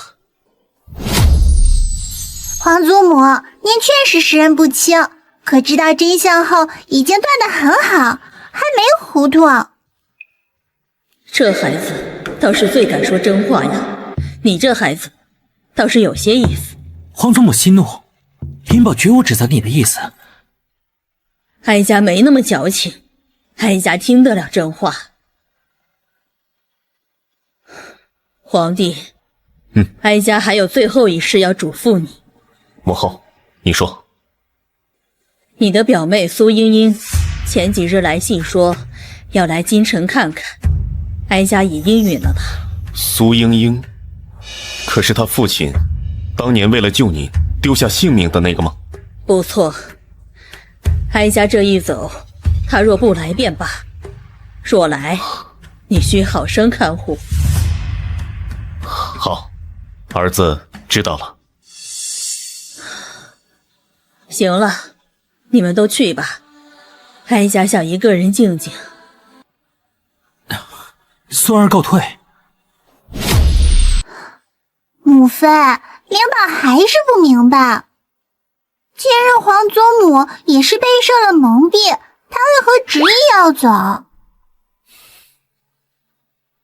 你皇祖母一生要强，今日却在你父王面前被证明是老眼昏花，这比任何指责都让他难受。原来是这样啊！灵宝，有一件事情我必须要告诉你。今日你父王身边的福公公特地来告知我的，你大哥幼时流落南州，并非是被人所救，而是被深山里的狼发现并带大的。狼？这怎么可能？大哥怎么会被狼带大？千真万确，并且你大哥此次离宫也是去寻那头狼的。临行前他还把这个留给你，说是能淡化红斑。淡斑？大哥怎么还能这种事？灵宝，记住，纳兰婉的话一个字都不要听，在母妃心里你一点都不丑。我这母妃和大哥都是好人，我一定要早日解开母妃与父皇的误会。如今皇祖母不在，两人和好指日可待。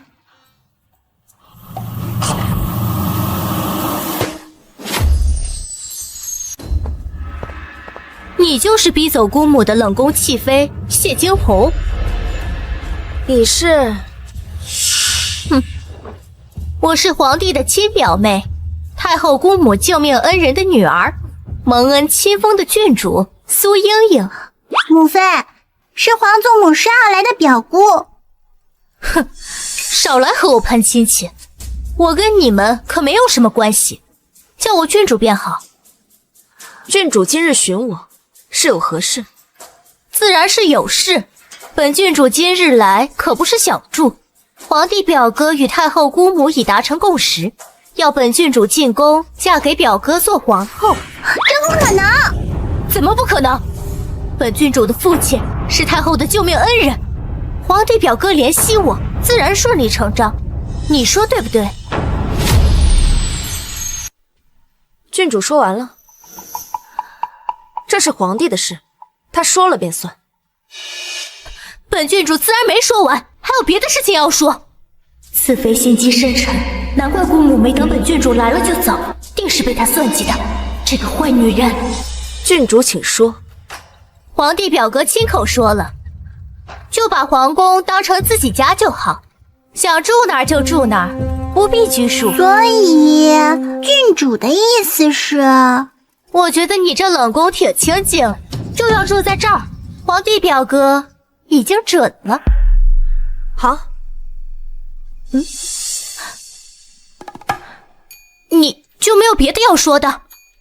郡主想住便住吧，只是我这冷宫简陋，比不得其他宫周全。若是郡主想走，随时都可以。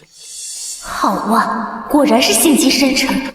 本郡主这般挑衅都能面不改色，父亲来我定能抓住你的错处，让皇帝表哥早日看清楚你这虚伪面目，厌弃你为姑母讨公道。好，那本宫现在就去面见皇帝表哥，让他为我安排寝宫。你们嘛，就不必跟着了。母妃，你别信他，做皇后的话，肯定是他说来气你。就算是他真要立后，也是应该的。别说是一个皇后，就算是要把这满宫都填满，我都不会介意。母妃这话有点酸呢，看来母妃对父皇也不是全然无情的嘛。这苏茵茵的出现也不是坏事。母妃，不如我们去找父皇吧。前些日子借的医书我全都看完了，而且灵宝已经有好几日没见父皇了，有点想他了。你自己去便可。母妃，灵宝这么小，被欺负了怎么办？走嘛走嘛。好吧。母妃，等着我为你和父皇解开误会吧。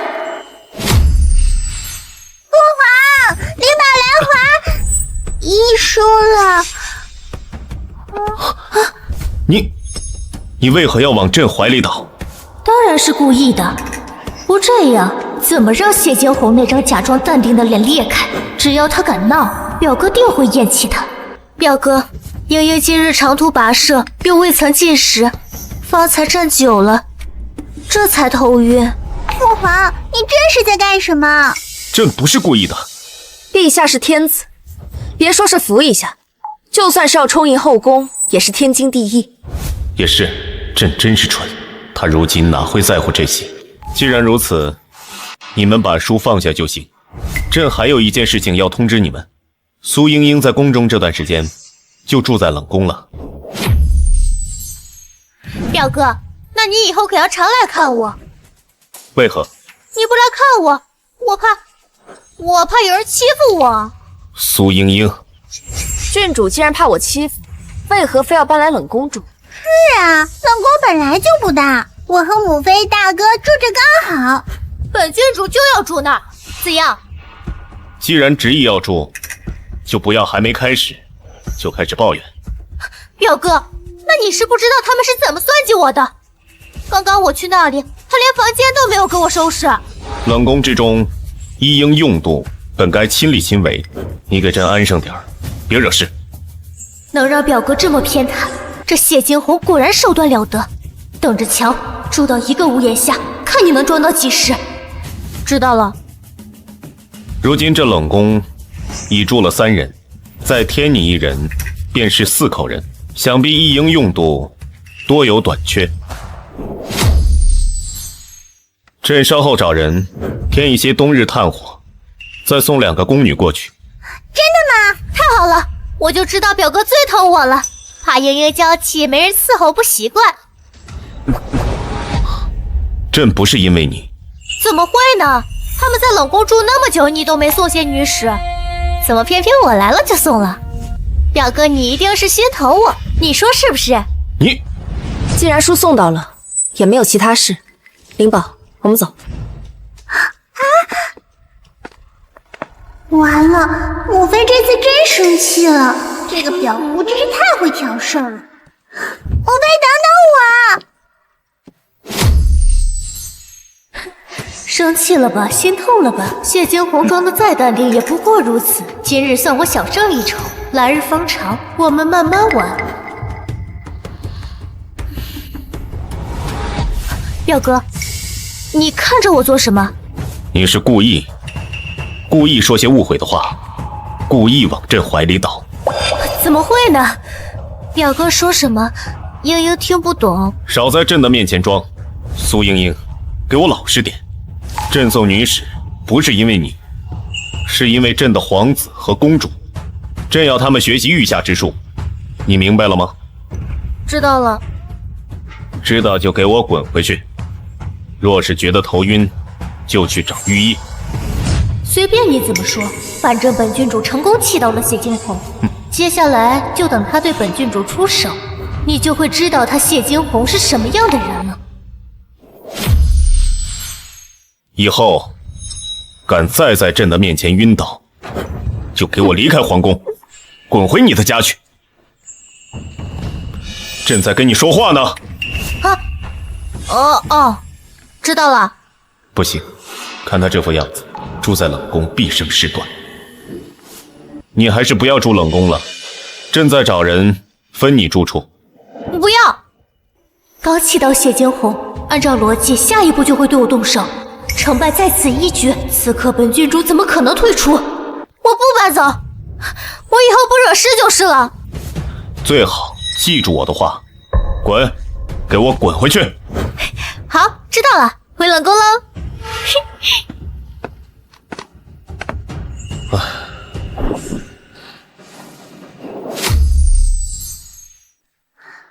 郡主的房间在隔壁西厢，不在这里。你为何一直待在这里？普天之下，莫非黄土。这整个皇宫都是我表哥的，本郡主想在哪儿就在哪儿。你一个小娃娃，管那么多干嘛？你若是来炫耀你跟慕容林关系的，那你来错地方，出去。哼，好啊你，我就知道你不是什么省油的灯，连表哥安排的客人都敢往外赶。这个郡主最能挑事，不能让她和母妃正面起冲突。郡主，母妃只是随口说说，你刚说饿了，我让人给你上些吃食。下人做的我可不吃，我要吃你母妃谢惊鸿亲手做的。你做梦！好，皇帝表哥亲口说了，让你好好伺候。你敢抗旨？不是要吃饭吗？你等着。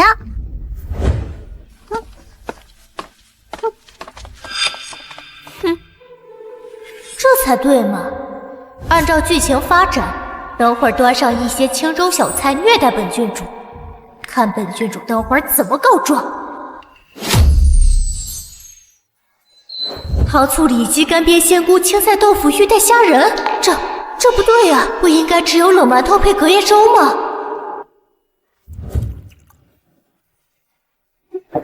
母妃说了，郡主远道而来，怎么能没有好酒助兴呢？这是7年前的梅花酿，请郡主尝尝。本郡主知道了，这女人把毒下到酒里了，要杀我。这酒杯太脏了，本郡主要去洗一下。不必麻烦。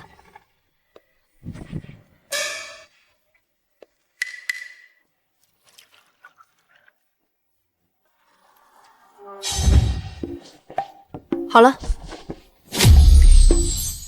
这杯子的花纹克我，本郡主不喜欢，本郡主要换一个。这有好多花式，你想要哪个？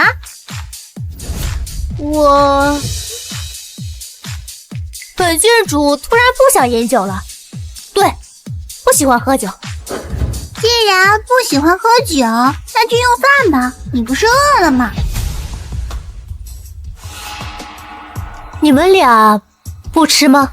我与灵宝去见皇上的时候就已经吃过了，这些都是你一个人的。专门为我做的，哪有这么烂好心？这女人肯定把毒下菜里了，简直就是想要本郡主的命啊！好，你们俩想鱼死网破是吧？本郡主成全你们。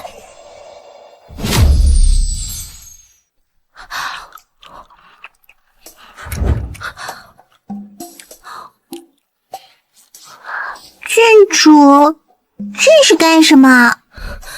你们别以为给我下毒就能逃脱嫌疑。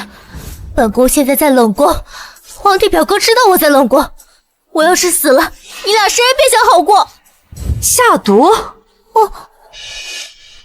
难道这苏茵茵自导自演，给自己下毒害我？知道家了。好啊，你这个女人还挺谨慎的，等一会儿才会毒发身亡是吧？好，本郡主今日就坐这儿等你。怎么回事？本郡主怎么还没毒发？难不成是见血封喉的剧毒已经发作了，只是我没察觉到？是，谢惊鸿这么聪明，定不会让我抓到把柄的。哎呀！我的肚子好疼啊！毒发了，一定是毒发了！别装了，我没有心思给你下毒。你这个女人，等我死了之后，皇帝和太后一定不会放过你的。我要除你九族！看起来脸色真的不太好，我看看。你别管，在表哥过来之前，我是绝对不会让你们碰我一下的。哎呀，好痛！还真不是装的，脉象有点乱。母妃，他情况不对，恐怕是真有恙。我去请父皇和御医。还好本郡主聪明，识破了你的诡计。我没有，少装模作样。等表哥来了，本郡主一定要你好看，要你给我偿命。随你。我感觉毒气心脉了，眼前发黑。表哥，你再不来见我，就见不到英英最后一面了。表哥救我！这怎么回事啊？是他，表哥，他给我下毒，吃了他们做的饭之后就变成这样了。你少胡说！父皇，是他说他饿了，非要母妃做吃的来，结果他吃完就说我母妃给他下毒。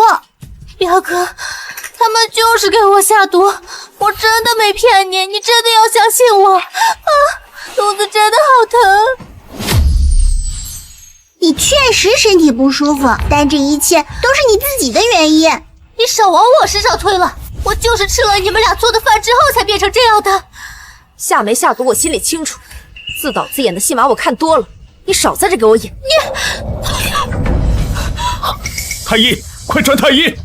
表哥，你都看到了，我都吐血了，就是他们下的毒，还说我装。事情尚未定论，等太医来了，自然会知道真相。表哥，我都吐血了，你还要偏心他们？真的是他们给我下的毒。郡主，你怎么站起来了？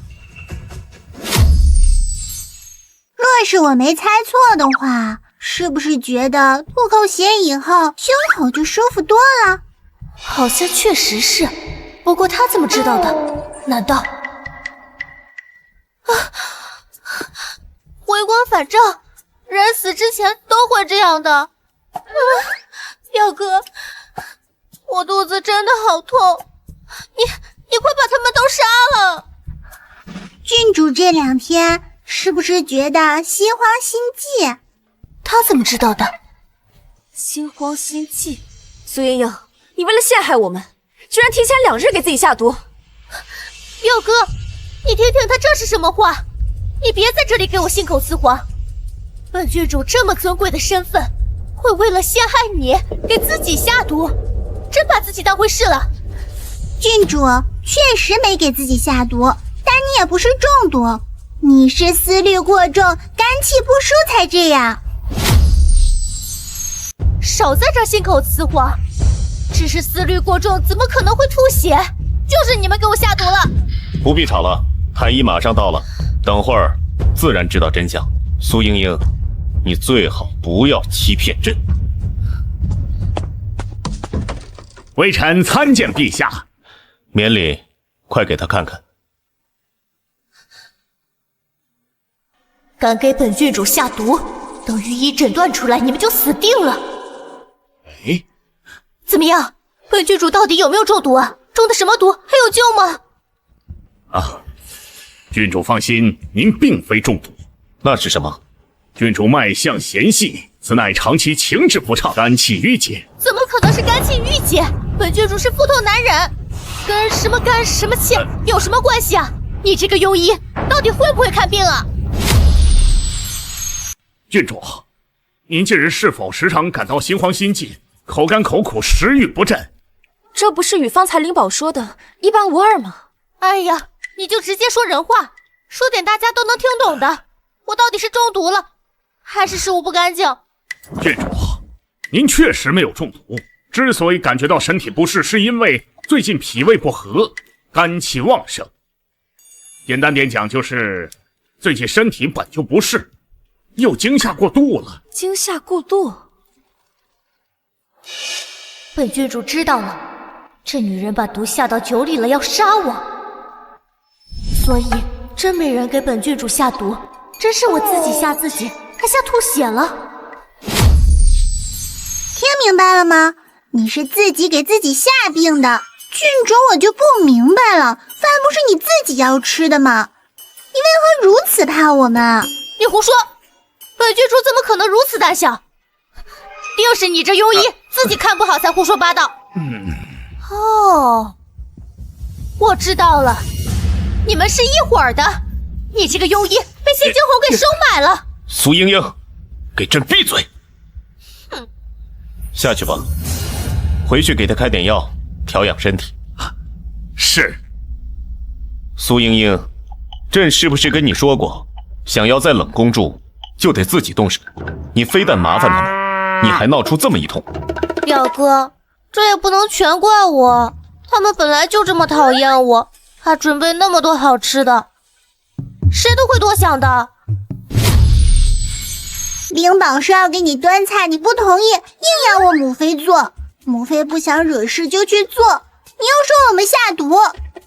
父皇，今日幸好你没听他的一面之词，不然这谋害郡主的罪就落在我和母妃的头上了。我可是郡主，你母妃伺候我是天经地义。苏莹莹，朕是不是跟你说过，叫你不要惹事，不要惹事？如今你才来，就闹出这么一出笑话。算了，以后膳食不必和他们一起用。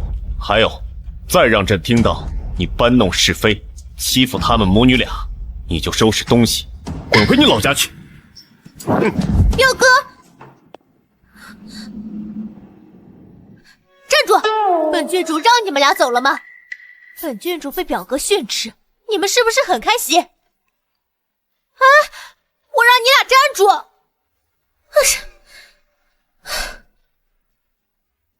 哼，这次算本郡主大意。看来你们也不是什么软柿子。不过你还有个儿子，本宫对付不了你，还对付不了你儿子吗？咱们走着瞧。灵宝，水凉不凉？要不要母妃再给你添点温水？温度刚好。来，多谢母妃。今天我们揭穿了郡主，以后要小心才好。以后我们要小心才行。以后每次吃饭的东西，我们都要先拿银针试一下毒。可是母妃，这样下去也不是个办法，不然我们去求父皇，让郡主换个地方住吧。才刚来1天就请人走，这不合礼数，至少现在还不行。来，过来。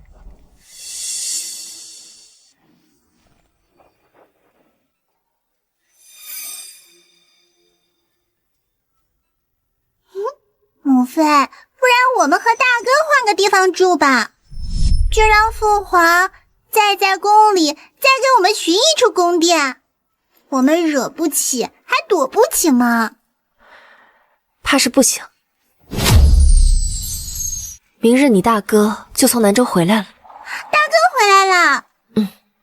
而且这次他还带回来了养他长大的那条狼。如果我们此时搬出去，宫里人会有危险的。狼野性未驯，确实会有危险。不过母妃，我们把那条狼带回宫里养在哪儿？宫里好像没有养狼的地方。你父皇已经同意了，说是寄养在我们冷宫里。我们这儿冷宫里养狼已是闻所未闻，看来我的父皇是知道怎么能让大哥和母妃开心的。如此，我怎能不借机助攻一把？母妃，要不要我们明日去谢谢父皇？明日你大哥回来，没有时间。去嘛，母妃，见完父皇再去看大哥，就当是为了我吧。好，那你先睡觉，明日先去见他。灵宝这就睡，明日还能把那盘茯苓糕带过去。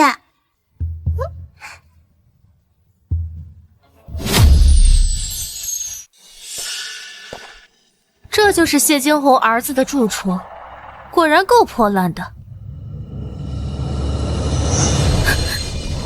这是狼？早就听说表哥的大儿子是被狼养大的，今日一看，果真如此。不过，他好像受伤了。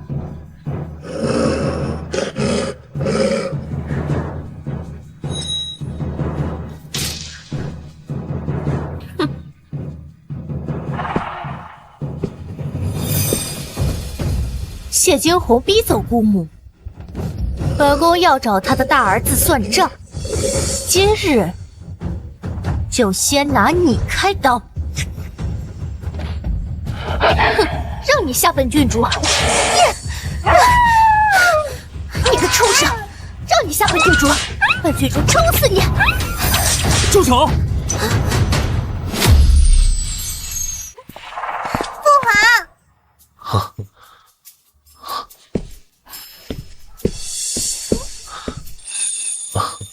灵宝给父皇准备的糕点忘了拿了，我这就去取。哎，灵宝，你就这么怕朕？怕到连与朕同处一殿都难以忍受？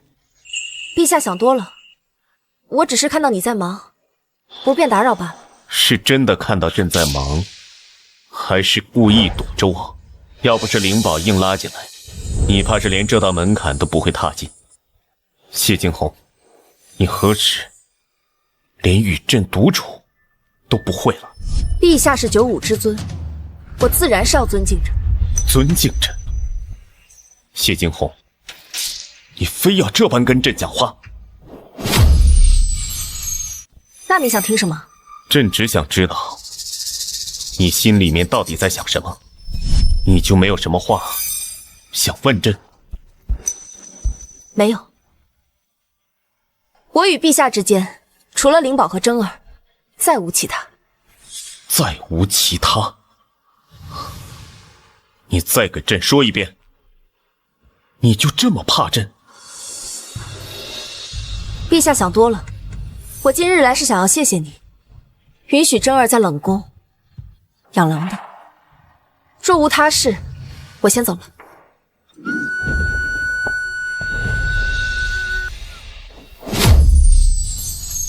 这不是你自己选择的吗？既然如此，又何必在意他的恐惧？父皇，灵宝来了。我母妃呢？刚才还在这儿呢。灵宝怎么就拿个糕点，母妃就不见了？你母妃刚放完狠话就走了，这糕点是你给朕做的？我和母妃一起做的，花了好久呢。父皇尝尝。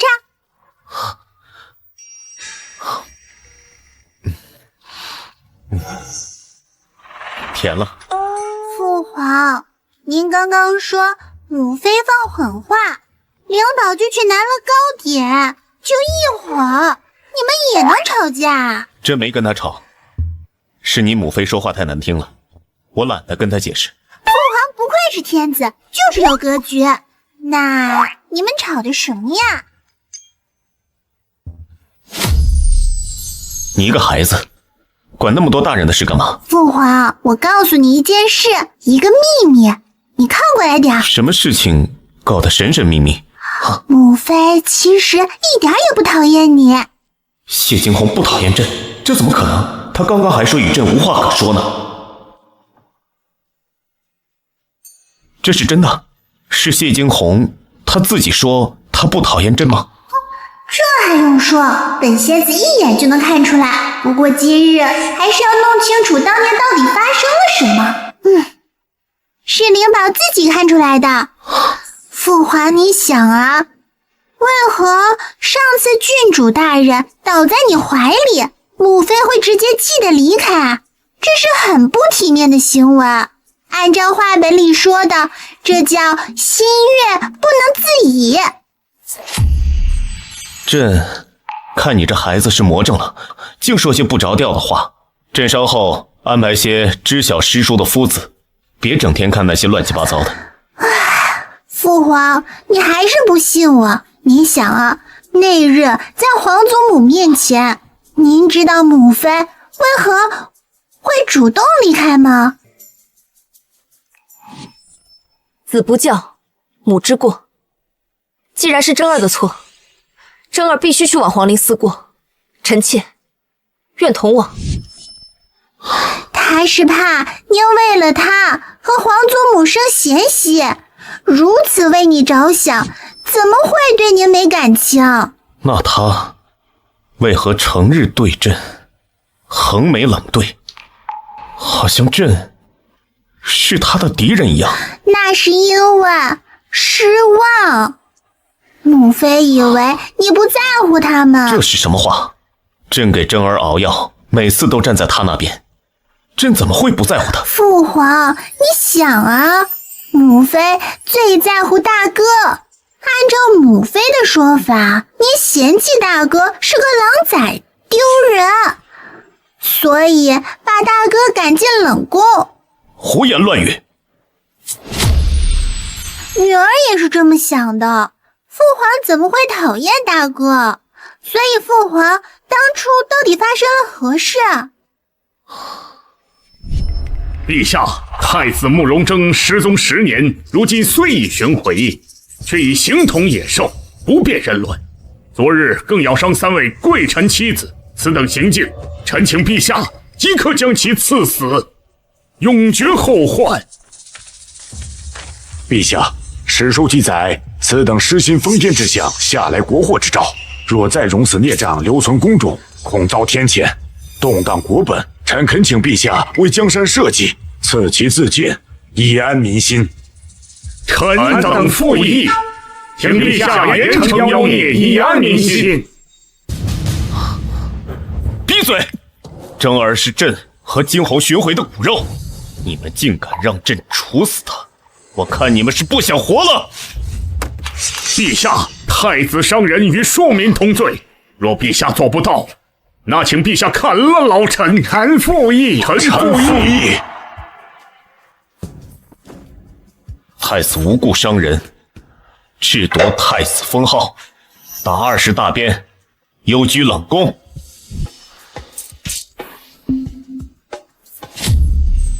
哦，原来是这样。倘若父皇不把大哥送进冷宫，他很有可能会被直接杖毙。怪不得你要把大哥藏起来，那你为何不告诉母妃？圣旨是朕下的，没什么好狡辩的。就算他恨朕，朕也不愿让他承受这些。没想到这才是真正的原因，不然我替您去解释。这怎么行？朕是天子，如今说出去，似乎是朕在跟他求和，朕的威严何在？难道在父皇眼里，您的尊严面子比母妃和大哥都重要吗？自然是你们更重要。所以呀，我们去跟母妃坦白吧。你想啊，母妃要是知道真相，肯定会说父皇跟臣子抗争，只为保大哥周全，他却还误会你，说不定母妃还会给你道歉呢。走，去冷宫找你母妃。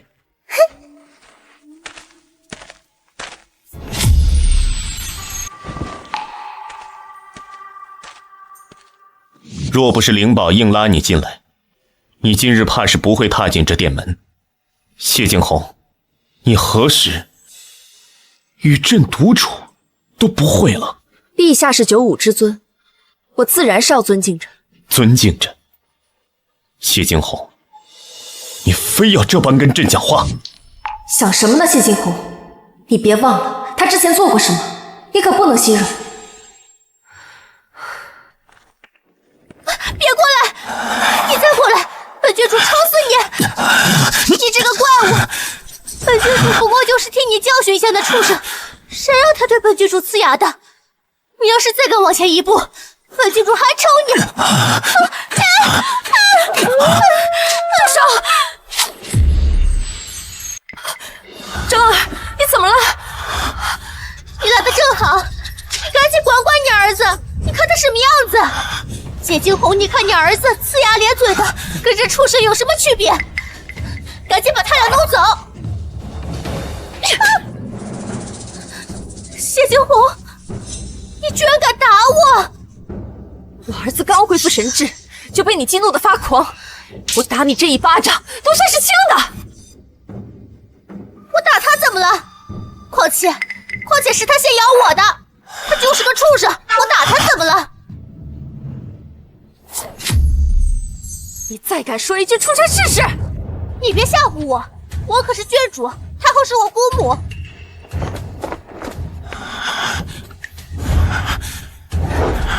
是你先故意打那只狼，然后又激怒他的，是不是？是又怎样？冷宫本就不能养这些凶物，况且是他先咬我在先的。我劝你赶紧把他俩给我弄走，本郡主今日就不与你们计较。不与我计较？没错，否则我就去告诉皇帝表哥，说他胡乱咬人，等到时候把他送进皇陵，让你们俩生生世世永不相见。等皇上来，晚了！你疯了！放开，这是我的！你是个贱人，你居然真敢对我动手！谢惊鸿，你这个泼妇，我要诛你九族！诛九族？就算是诛我九族，我也要把你这个乱咬人的疯狗赶出去！你居然说我是疯狗！好，那郡主今日给你骗了！放开我，你这个泼妇！我告诉你，现在跪下来，给我儿子还有那头狼磕头认错！放开我，谢惊鸿！本宫要诛你九族！我告诉你，现在跪下来，给我儿子还有那头狼磕头认错！让我给这两个畜生磕头认错，不可能！住手！你们在干什么？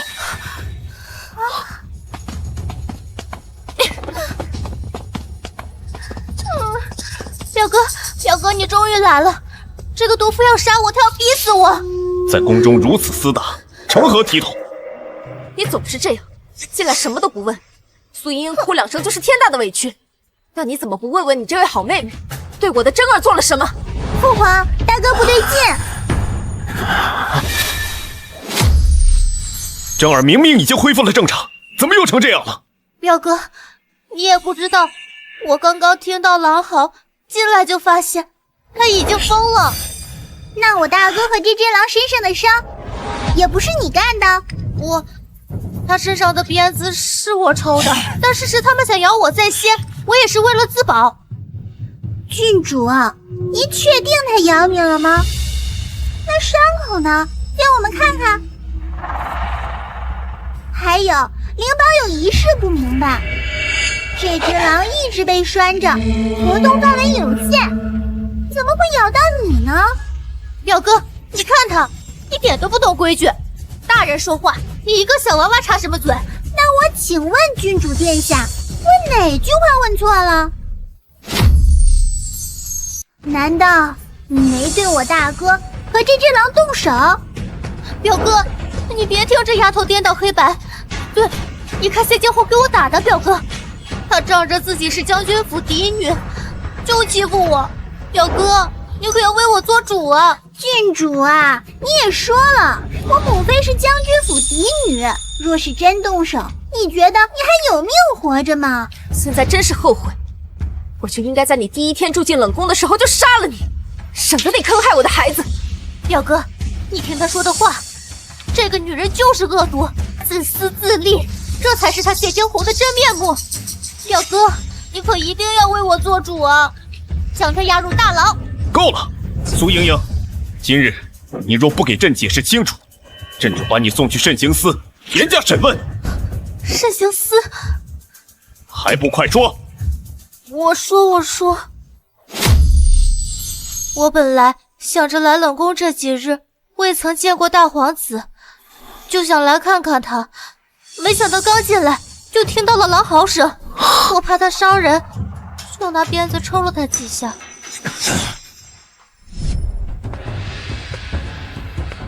让让你下本郡主！我个畜生，让你下本郡主！本郡主抽死你！住手！但是没想到大皇子来了之后，非但不尊重我，还质问我为什么要抽那个畜生。我气不过，就又当着他的面打了他几鞭子，还问什么？还问这畜生是不是他娘，然后他就疯了。表哥不怪我，谁让他在宫里养狼的，都是他的错。你，表哥，征儿养狼是经过朕同意的，难道你要连朕一起骂吗？没有表哥，我不敢骂你。征儿是朕的孩子，你连他都敢骂，你还有什么不敢骂的？滚！给朕收拾东西，明日就滚出宫去。表哥，莹莹错了，莹莹知错了，表哥。滚出去！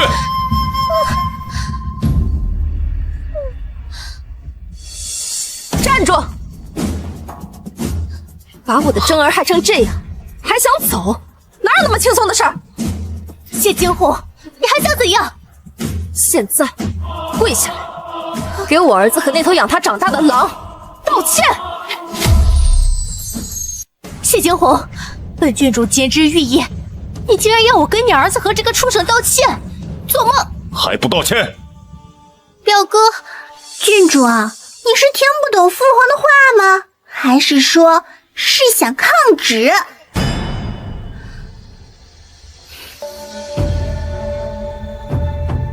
对不住，听不见。你，谢惊鸿，你别太过分！哼，对不住，我错了。我儿子好不容易恢复正常，你又刺激他发疯，你以为道个歉就能结束吗？谢惊鸿，你还想怎样？你儿子发疯是因为你儿子本身就是个疯子，是个怪物，关我什么事情？再说了，我父王是太后的救命恩人，你能拿我怎样？滚出去！哼！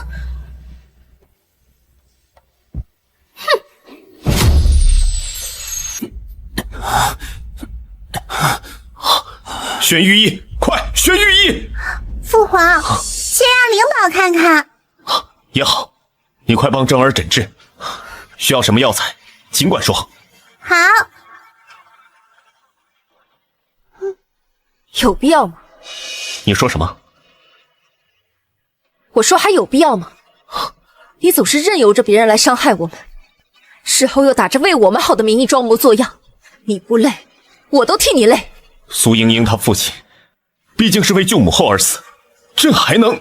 皇室的账关我们什么事？你再说一遍。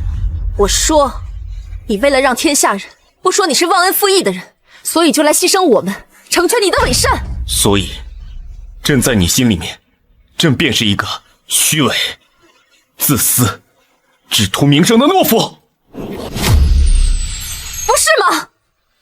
父王母妃，现在还不是吵架的时候，救大哥最要紧。是，快帮征儿看一下，他是否还能医治。大哥，我是灵宝，没事了，都过去了。灵宝来了。大哥只是看狼崽在挨打，不小心受了刺激，只要安抚他的情绪就可以恢复。大哥，你看狼王好好的，他就在你身边，他没事。算了，我去拿绳子，再把他捆起来。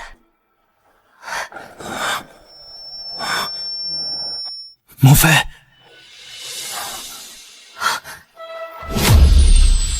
征儿，娘，征儿，如今可还觉得哪里不适？胸口可还憋闷？朕父皇忧心了。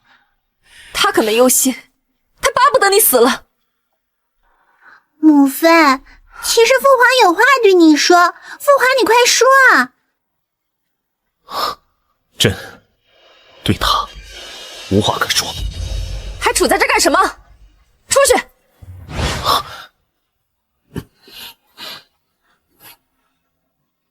出去就出去。你这冷宫，朕再也不来了。你就在这儿住一辈子吧。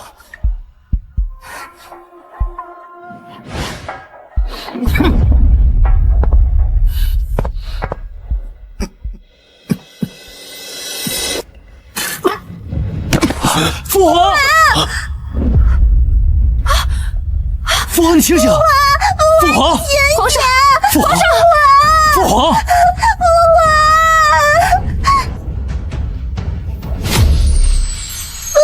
你醒醒！他们说父皇急怒攻心，引了心气之症复发，回天乏术了。回天乏术？什么叫回天乏术？宫里那么多御医，让他们去想办法。母妃，你冷静点。他们说父皇醒不过来了，现在我赶快去找太后。醒不过来？怎么会醒不过来？明明我们刚刚还在吵架。虽然只是下凡帮你们和好，可灵宝早就把你当成亲父皇了，你怎么年纪轻轻就要没命了？父皇，你别死！父皇，快醒醒！父皇！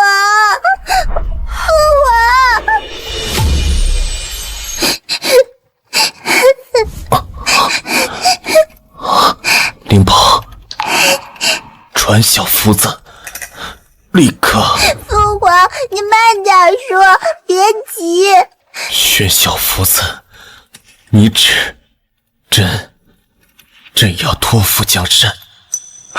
陛下，奴才在。众人听旨。小福子，你记住朕每一句话，写传位诏书。奴才谨领圣谕。朕极恐不起皇长子慕容征，人品贵重，德行兼备。朕若离世，皇位传位于慕容征。父皇，自尔谢氏、谢惊鸿秉性端和，今承天命，册立为中宫皇后，表率6宫，布告天下。奴才谨遵圣旨。你们都出去吧，在门外等候。谢惊鸿，你留下，朕有话说。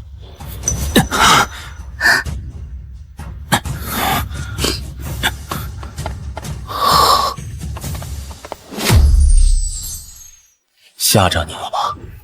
别怕，朕话没说完，舍不得走。为什么？朕知道你有话要问朕。你先听朕说，你过来些，朕没力气了。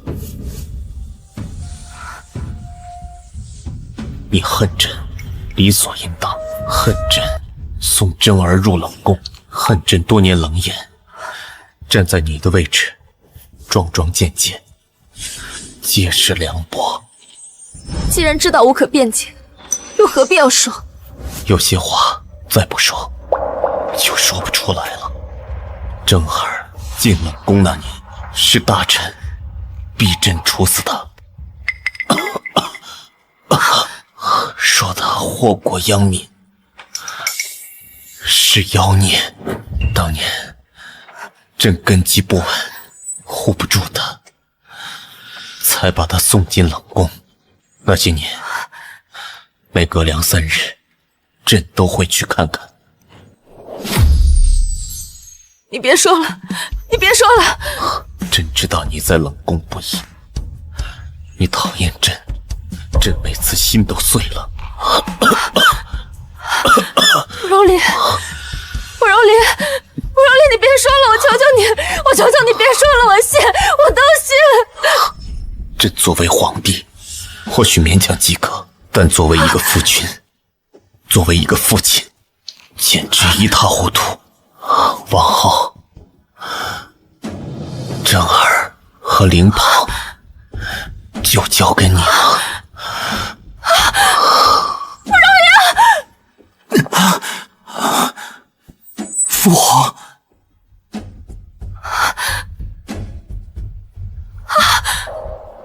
陛下，红了！父皇，慕容玲，你不能睡着，你不能就这样算了，你给我醒醒，慕容玲，你不能就这样算了，你醒醒！母妃，母妃，父皇，慕容玲，我知道错了，我不该跟你吵架，我不该把你赶出门，我错了，我现在知道错了，我求求你醒过来好不好？慕容玲，父皇，我清醒了，我记得你了，我刚想起来该怎么叫你一声父皇。朕看你年龄与月儿相仿，就不定你冒失之罪了。退下吧。哈哈，你这孩子真有意思。御医开的药，说喝了头就不疼了。来。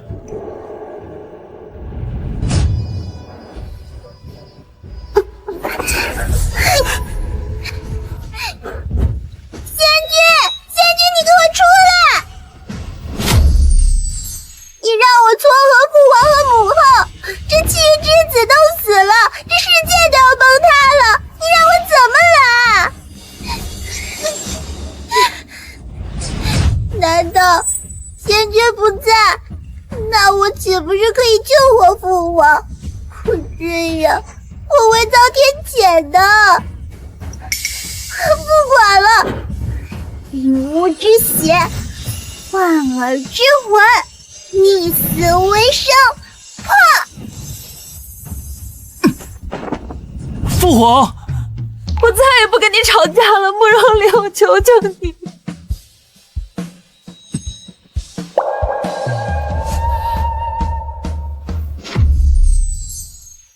慕容玲，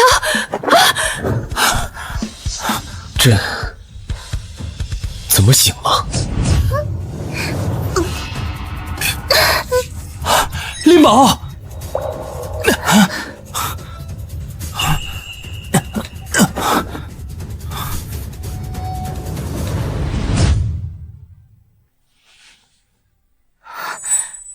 真的掉了。